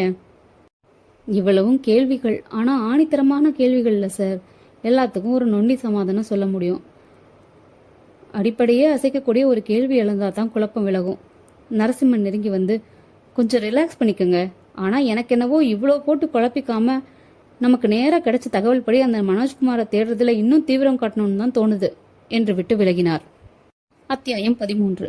தயாளன் இந்த வழக்கு சம்பந்தப்பட்ட அதுவரை திரட்டப்பட்ட எல்லா ரிப்போர்ட்டுகளும் ஸ்டேட்மெண்ட்டுகளும் எடுத்து வைத்துக்கொண்டு ஆரம்பம் முதல் ஒவ்வொன்றையும் உன்னிப்பாக படிக்க ஆரம்பித்தார். 1 மணி நேரத்தில் கழுத்து வலித்தது. அயற்சியா இருந்தது. டீ சொல்லிவிட்டு மீண்டும் தொடர்ந்து படித்தார். ஹோட்டல் சில்வர் ஸ்பூனில் வேலை பார்த்த நபர்களின் வாக்குமூலங்கள் தமிழில் டைப் செய்யப்பட்டிருந்தது. நிதானமாக படித்தார். ஹோட்டல் நிர்வாகம் தந்த விலாசங்களின் காப்பி, கேட்டரிங் செக்ஷன் தந்த சர்வ் செய்யப்பட்ட விவரங்கள் என்று எதையும் விட்டு வைக்கவில்லை. ஒரு குறிப்பை பார்த்தவரின் புருவம் உயர்ந்தது. திடீரென்று ஷியாமின் மாமனாரிடம் பேசிய போது, நாங்க யாருக்கும் எந்த கெடுதலும் நினைக்காதவங்க சார். எங்களுக்கா இப்படி ஒரு பயங்கரம் நடக்கணும்? வைசியர்கள் சார். நாங்க உயிர்களை கொள்றது பாவம்னு நினைக்கிறவங்க. அசைவம் சாப்பிட மாட்டோம், முட்டை கூட தொட மாட்டோம். எங்களுக்கு இப்படி ஒரு சோதனை வந்திருக்க வேண்டாம் என்று அவர் சொன்னது நினைவுக்கு வந்தது. ஆனால் இங்கே குறிப்பில் தயாளனின் கை அனிச்சையாக டெலிஃபோன் ரிசீவருக்கு சென்றது. மிஸ்டர் ஷியாம், உங்களை மறுபடி தொந்தரவு பண்ண வேண்டியதா இருக்கு. அதனால என்ன சார், உங்க கடமையை செய்றீங்க. நீங்க இவ்வளவு ஆர்வமா செயல்படுறதுல எனக்கு சந்தோஷம்தான். சொல்லுங்க சார், எதுக்கு ஃபோன் பண்ணீங்க? ஒரு விவரம் வேணும். அன்னைக்கு உங்க வீட்டுக்கு வந்தப்போ வாசல் குப்பை தொட்டியில மீன் எலும்பு நிறைய பார்த்தேன். நீங்க அசைவம் சாப்பிடுவீங்க தானே? ஐயோ, சுத்த செய்வ சார். நாங்க வேற யார் வீட்டிலேருந்தோ கொண்டாந்து கொட்டியிருப்பாங்க. அப்படியா? உங்க மனைவி? அவளும் தான் சார். கேக் இருக்கு பாருங்க, அதுல முட்டை கலந்துருக்குன்னு அதை கூட சாப்பிட மாட்டா. ஒரு தடவை முட்டை இல்லாத கேக்குன்னு சொல்லி சாப்பிட வச்சேன். அப்புறம் விளையாட்டுக்கு அதில் முட்டை இருக்குன்னு சொன்னதுக்கு உடனே ஒமட்டிக்கிட்டு வாந்தி எடுத்துட்டா. எதுக்கு சார் கேட்டீங்க? One more clarification. ரிசீவரை வைத்த தயாளனுக்கு உள்ளே ஒரு மணி டங் என்று ஒலித்தது. இதோ இவ்வளவு நேரமாக உறுத்தி கொண்டிருந்த அந்த முடிச்சு கழன்று விட்டது. 9ஆம் நம்பர் மேஜைக்கு 2 பிளேட் சிக்கன் ஃப்ரை, 2 பிளேட் நண்டு வகை, 4 ஆம்லெட்ஸ், பிரியாணி, மட்டன், குருமா என்று ஜெகஜோதியாக அசைவம் சப்ளை ஆகியிருக்கிறது. ஆக ஹோட்டலுக்கு வந்தவள் மாயா இல்லை. வேறு யார்? மாயாவாக தத்ரூபமாக நடித்திருக்கிறாள். அப்படி ஒரு அலிபியை உருவாக்க காரணம் என்ன? மனோஜ்குமார் யார்? ஒரு ஆட்டோ டிரைவர் காதில் விழும்படி பேசியிருக்கிறார்கள். செயற்கை. ஓரம் அடிக்காத சேலை, நிறம் பொருந்தாத உள்பாவாடை, முந்திரி கொட்டையாட்டம் தயாராக மனோஜ்குமாரின் கடிதம். ஷியாம் இதில் சர்வ நிச்சயமாக சம்பந்தப்பட்டிருக்கிறான். மனோஜ்குமார் அல்லது மனோஜ் என்ற புனைப்பெயரில் ஒருவன், மாயாவாக நடித்த ஒருத்தி, ஆக 3 பேர்கள் இந்த கொலையில் சம்பந்தப்பட்டிருக்கிறார்கள். மிக அற்புதமாக வலை பின்னியிருக்கிறார்கள். தப்பு. பின்னிவிட்டதாக நினைத்துக் கொண்டிருக்கிறார்கள். ஒரு முக்கிய பாயிண்ட் உடைந்து விட்டது. மாயா ஹோட்டலுக்கு போகவே இல்லை. மாயாவுக்கு மரணம் எப்படி நிகழ்ந்தது அல்லது எப்படி நிகழ்த்தப்பட்டது? இப்போது மறுபடி ஒரு இறந்த முனைக்கு தள்ளப்படுகிறேன். என் கையில் இருக்கும் தகவல்களை வைத்துக்கொண்டு எந்த சிக்கலை எங்கே இருந்து ஆரம்பித்து எப்படி பிரிக்கப் போகிறேன்? தயாளன் வந்த டீயை உறிஞ்சிவிட்டு சுறுசுறுப்பாக யோசித்தார். செருப்பு எங்கே வாங்கினேன்னு கேட்டேன். ஆர்டர் கொடுத்து செஞ்சுக்கிட்டேன்னு சொன்னான். பூபதி ராஜாவின் மனைவி சொன்னது பளீர் என்று நினைவுக்கு வந்தது. இது மாயாவாக நடித்தவள் கசிய விட்ட உண்மை தகவலாக இருக்க வாய்ப்பு உண்டு. ஒரு கேஷுவல் கேள்வி, ஒரு கேஷுவல் பதில். முத்து வளையலுக்கு பொருத்தமான உண்மையை சொல்லிவிட்டாள். ஆனால் இது இது பார்க்கலாம் எனக்கு அதிர்ஷ்டம் இருக்கிறதா என்று. பெட்டியும் கைப்பையும் மற்றவர்களை நம்ப வைக்க போலி மாயாவுடன் கோட்டலுக்கு போய், ஆட்டோவுக்கு போய், சாக்கடைக்கு வந்திருக்கிறது. அதே போல அந்த ஹீல்ஸ் சிறப்புகள் உண்மையில் மாயாவுக்கு சொந்தமானவாக இருந்துவிட்டால் என் முயற்சி கவிழ்ந்துவிடும். நடித்தவளுடையதா இருந்து சாக்கடையில் வீசப்பட்டிருந்தால் எனக்கு அற்புதமான தகவல் கிடைக்க வாய்ப்பு இருக்கிறது. தயாளன் மணி பார்த்தார். இரவு 7:30. எழுந்தார். இரும்பு பீரோ திறந்து உள்ளே ஒரு கவருக்குள் போட்டு வைக்கப்பட்டிருந்த அந்த ஹீல் சிறப்புகளை எடுத்துக்கொண்டார். ஒரு நியூஸ் பேப்பரில் சுற்றி எடுத்துக்கொண்டு பைக்கில் புறப்பட்டார். பேட்டா ஷோரூம். உள்ளே வந்தார். சாரி சார், நாங்கள் ஆர்டர் எடுத்து செய்யறதில்ல. சிங்காரத்தோப்புல 2 கடைகள் இருக்கு. மாணிக்கம் ஷூ மார்ட்னு 1, டீலக்ஸ்னு 1. அவங்க தான் ஆர்டர் எடுத்து செய்யறாங்க. புறப்பட்டார். டீலக்ஸ் சாத்தியிருந்தது. மாணிக்கம் ஷூ மார்ட்டில் தோல் வாசனையில் அமர்ந்து விவரம் சொன்னார். எடுத்து காட்டினார். இது பிரியதர்சினி டைப், 3 இன்ச். நாங்க செஞ்சு கொடுத்ததுதான் சார். இந்த டாப் வரை லெதர் இம்போர்ட்டட் சார். வேற எந்த கடையிலும் இம்போர்ட்டட் லெதர் போடுறதில்ல. சந்தோஷம். இது யாருக்கு செஞ்சு கொடுத்தீங்கன்னு சொல்ல முடியுமா? இது கொஞ்சம் காஸ்ட்லி. காரணம் இம்போர்ட்டட் லெதர் போட்டிருக்கீங்க, அதான் சொல்றீங்களே. 110 ரூபாய் சார் இது. அதனால ரொம்ப பேர் இதுக்கு ஆர்டர் தர மாட்டாங்க. தேய்மானமே இல்லையே. 3 மாசத்துக்குள்ளதான் இருக்கணும் டெலிவரி செஞ்சு. 3 மாசத்துல 3 இல்ல 4 பிரியதர்சினி தான் செஞ்சிருப்போம். ஆர்டர் புத்தகத்துல விலாசம் இருக்கும். இந்த 3-4 பேர்ல கரெக்டா யாருன்னு எப்படி சார் சொல்ல முடியும்? அந்த 3-4 பேர் விலாசமும் எடுங்க, நான் அதுல யாருதுன்னு பாத்துக்கிறேன். கரெக்ட். யார் காலில் செருப்பு இல்லையோ அவங்களோட தான் இது. இழிச்சது போதும், எப்படி கடுபிடிக்கிறதுன்னு நான் பாத்துக்கிறேன். நீங்க புத்தகத்தை புரட்டுங்க. 4 விலாசங்கள் தரப்பட்டன. அதில் மாயா என்று பெயர் இல்லை.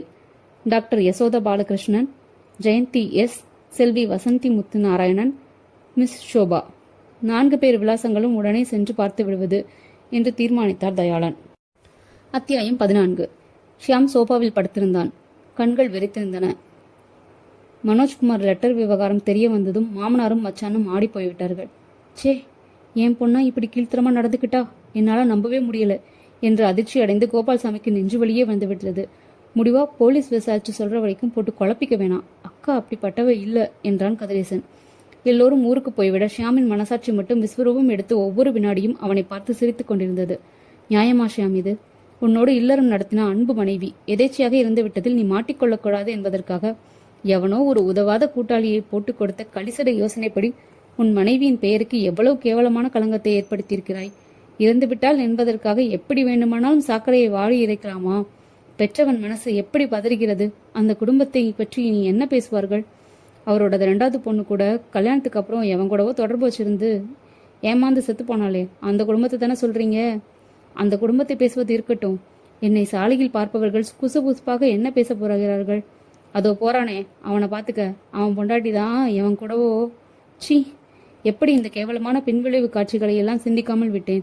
என்னை போலீஸ் பிடித்து விடக்கூடாது, தண்டனை கிடைத்து விடக்கூடாது. என் உயிர் முக்கியம். அதற்காக எவ்வளவு நீசத்தனமாக மாயாவின் பெயரில் அபாண்டம் சுமத்தியிருக்கிறேன். இனி மாற்ற முடிகிற விஷயமா? ஷாமிற்கு தன்மேலேயே பிரதானமாக கோபம் வந்தது. போன் அடித்தது. இந்த நேரத்தில் யார்? மணி பார்த்தான். 10:10. எழுந்து நடந்தான். ஹலோ, ஷியாம் பேசுறேன். ஷியாம், நான் ஷோபா பேசுறேன். நினைவிருக்கா? நீயா? என்ன இந்த நேரத்துல? நான் ஒரு பெரிய இக்கட்டில் இருக்கேன். உடனே எனக்கு 5000 ரூபாய் வேணும். ப்ளீஸ் தரீங்களா? 5000மா? நான் எதுக்கு தரணும்? எதுக்கா? நான் போலீஸுக்கு உண்மைகளை சொல்லாமல் இருக்கிறதுக்கு. ஷியாம் சார், ஹோட்டல் தீபக்கில் 408ஆம் நம்பர் ரூம்ல இருந்து பேசுறேன். 1 மணி நேரம் நீங்க கொண்டு வந்து தரப்போற பணத்துக்காக காத்திருப்பேன். நீங்க வரலன்னா உடனே போலீஸ்க்கு ஃபோன் செய்வேன். அவசியம் வந்துடுங்க. அவள் போனை வைத்து விட்டாள். இவனுக்கு வியர்த்து போனது. இந்த மாதிரி ஆட்களின் சகவாசத்தின் பலன் இதுதானோ? இனி இவள் இப்படி அடிக்கடி பணம் கேட்டு தொலைப்பாளோ? கப்பம் போல ஒவ்வொரு தடவையும் கொடுக்க வேண்டுமோ? இந்த முறை மட்டும் கொடுத்துவிட்டு ஜிந்தாவிடம் சொல்ல வேண்டும். ஏன் ஏன் இப்போதே ஜிந்தாவிடம் சொன்னால்? ஷியாம் போனில் முயன்றான். ஜிந்தா கிடைக்கவில்லை. பீரோவிலிருந்து பணம் எடுத்துக்கொண்டு வீட்டை பூட்டிக் கொண்டு காரில் புறப்பட்டான். ஹோட்டல் தீபக் வந்தான். 4வது மாடியில் இருந்த அவள் குறிப்பிட்ட அறையின் கதவை தட்டினான். கதவை திறந்தாள் ஷோபா. அவன் உள்ளே வந்ததும் கதவை சாத்தினாள். பணம் கொண்டாந்தீங்களா? பிளாக்மெயில் பண்றியா? ஜிந்தாவுக்கு தெரியுமா? அவள் சிரித்தாள். அவர் தானே என்ன ஃபோன் பண்ணி வாங்க சொன்னதே. அட பாவி, மரியாதையே சொல்றேன். இப்ப தந்துடுறேன். இனிமே என்னை தொந்தரவு செய்யக்கூடாது. வாங்கி கொண்டு இது கரையிற வரைக்கும் தொந்தரவு செய்ய மாட்டேன் சார். சின்ன காரியமா செஞ்சிருக்கீங்க. கொலை பெரிய விஷயம் சார். நான்சென்ஸ். அது கொலை இல்ல, எதேச்சியா நடந்த விபத்து. நான் ஒரு மடையன். வந்தது வரட்டும்னு போலீஸ்கிட்டே போயிருக்கணும். உதவிக்கு சிந்தாவை கூப்பிட்டு யோசனை கேட்டேன் பாரு. எனக்கு வேணும். என்ன சிறை தண்டனையா என்று ஆண் குரல் கேட்டு திரும்பி பார்த்தான். பாத்ரூமுக்குள் இருந்து பெரிய சூட்கேஸ் டைப் ரெக்கார்டருடன் இன்ஸ்பெக்டர் நரசிம்மனும் சப் இன்ஸ்பெக்டர் தயாளனும் வந்தார்கள். திகைத்தான். நிதானமா சொல்றீங்களா? இப்போ என்ன நடந்துச்சு அன்னைக்கு என்றார் தயாளன். ஷியாம் எச்சிலை விளங்கினான். அதிர்ச்சி மாறாமல் நின்றான். அத்தியாயம் 15. கிரேட் ஒர்க் என்று தயாளனின் கைகளை குலுக்கினார் நரசிம்மன். Thank you sir. இந்தாங்க என்று ஒரு கவரை நீட்டினார். என்ன இது? நம்ம நிபந்தனைப்படி என்னோட 1 மாசம் சம்பளம் இதுல இருக்கு. அட போங்க சார், ஒரு பேச்சுக்கு பேசினோம், அதை போய் சீரியஸா எடுத்துக்கிட்டு. உங்க பாராட்டு மட்டுமே போதும் சார். நாங்க சொல்லித்தர மாதிரி நடிச்சா ஒத்துழைச்சா உன்னை கைது செய்யாம விட்டுடுறோன்னு சொன்னதை நம்பி அந்த ஷோபா அற்புதமா ஒத்துழைச்சா. அவளுக்கு ஒரு நன்றி சொல்லணும். ஜிந்தா கடத்தல் கேஸ்ல பல தடவை மாட்டாமே இருந்தவன். அவனை இந்த கேஸ்ல முதல் தடவையா நீங்க தான் கைது செஞ்சிருக்கீங்க தயாளன் என்று இன்ஸ்பெக்டர் சொன்ன போது போன் ஒலித்தது. எடுத்து பேசினார். எனது? அப்படியா? மை காட், வரேன் என்று வைத்தார். என்ன சார்? ரிமாண்ட்ல ஜெயிலில் வச்சிருந்த சியாம் அங்கே ஒரு பழைய தகரத்துல கழுத்தை அறுத்துக்கிட்டு தற்கொலை செஞ்சுக்கிட்டானா. டெட் பாடியத்தான் ஆஸ்பத்திரிக்கு அனுப்பிச்சு வச்சிருக்காங்க. தயாளன் தன் தொப்பியை ஆஸ்பத்திரியில் வந்து மாற்றுவரியில் ஷாமின் உடலை பார்த்ததும் கழட்டினார். புவர் பாய், ஆரம்பத்திலே எங்களிடம் வந்திருக்கலாம் என்று முணுமுணுத்துக் கொண்டார். முற்றும்.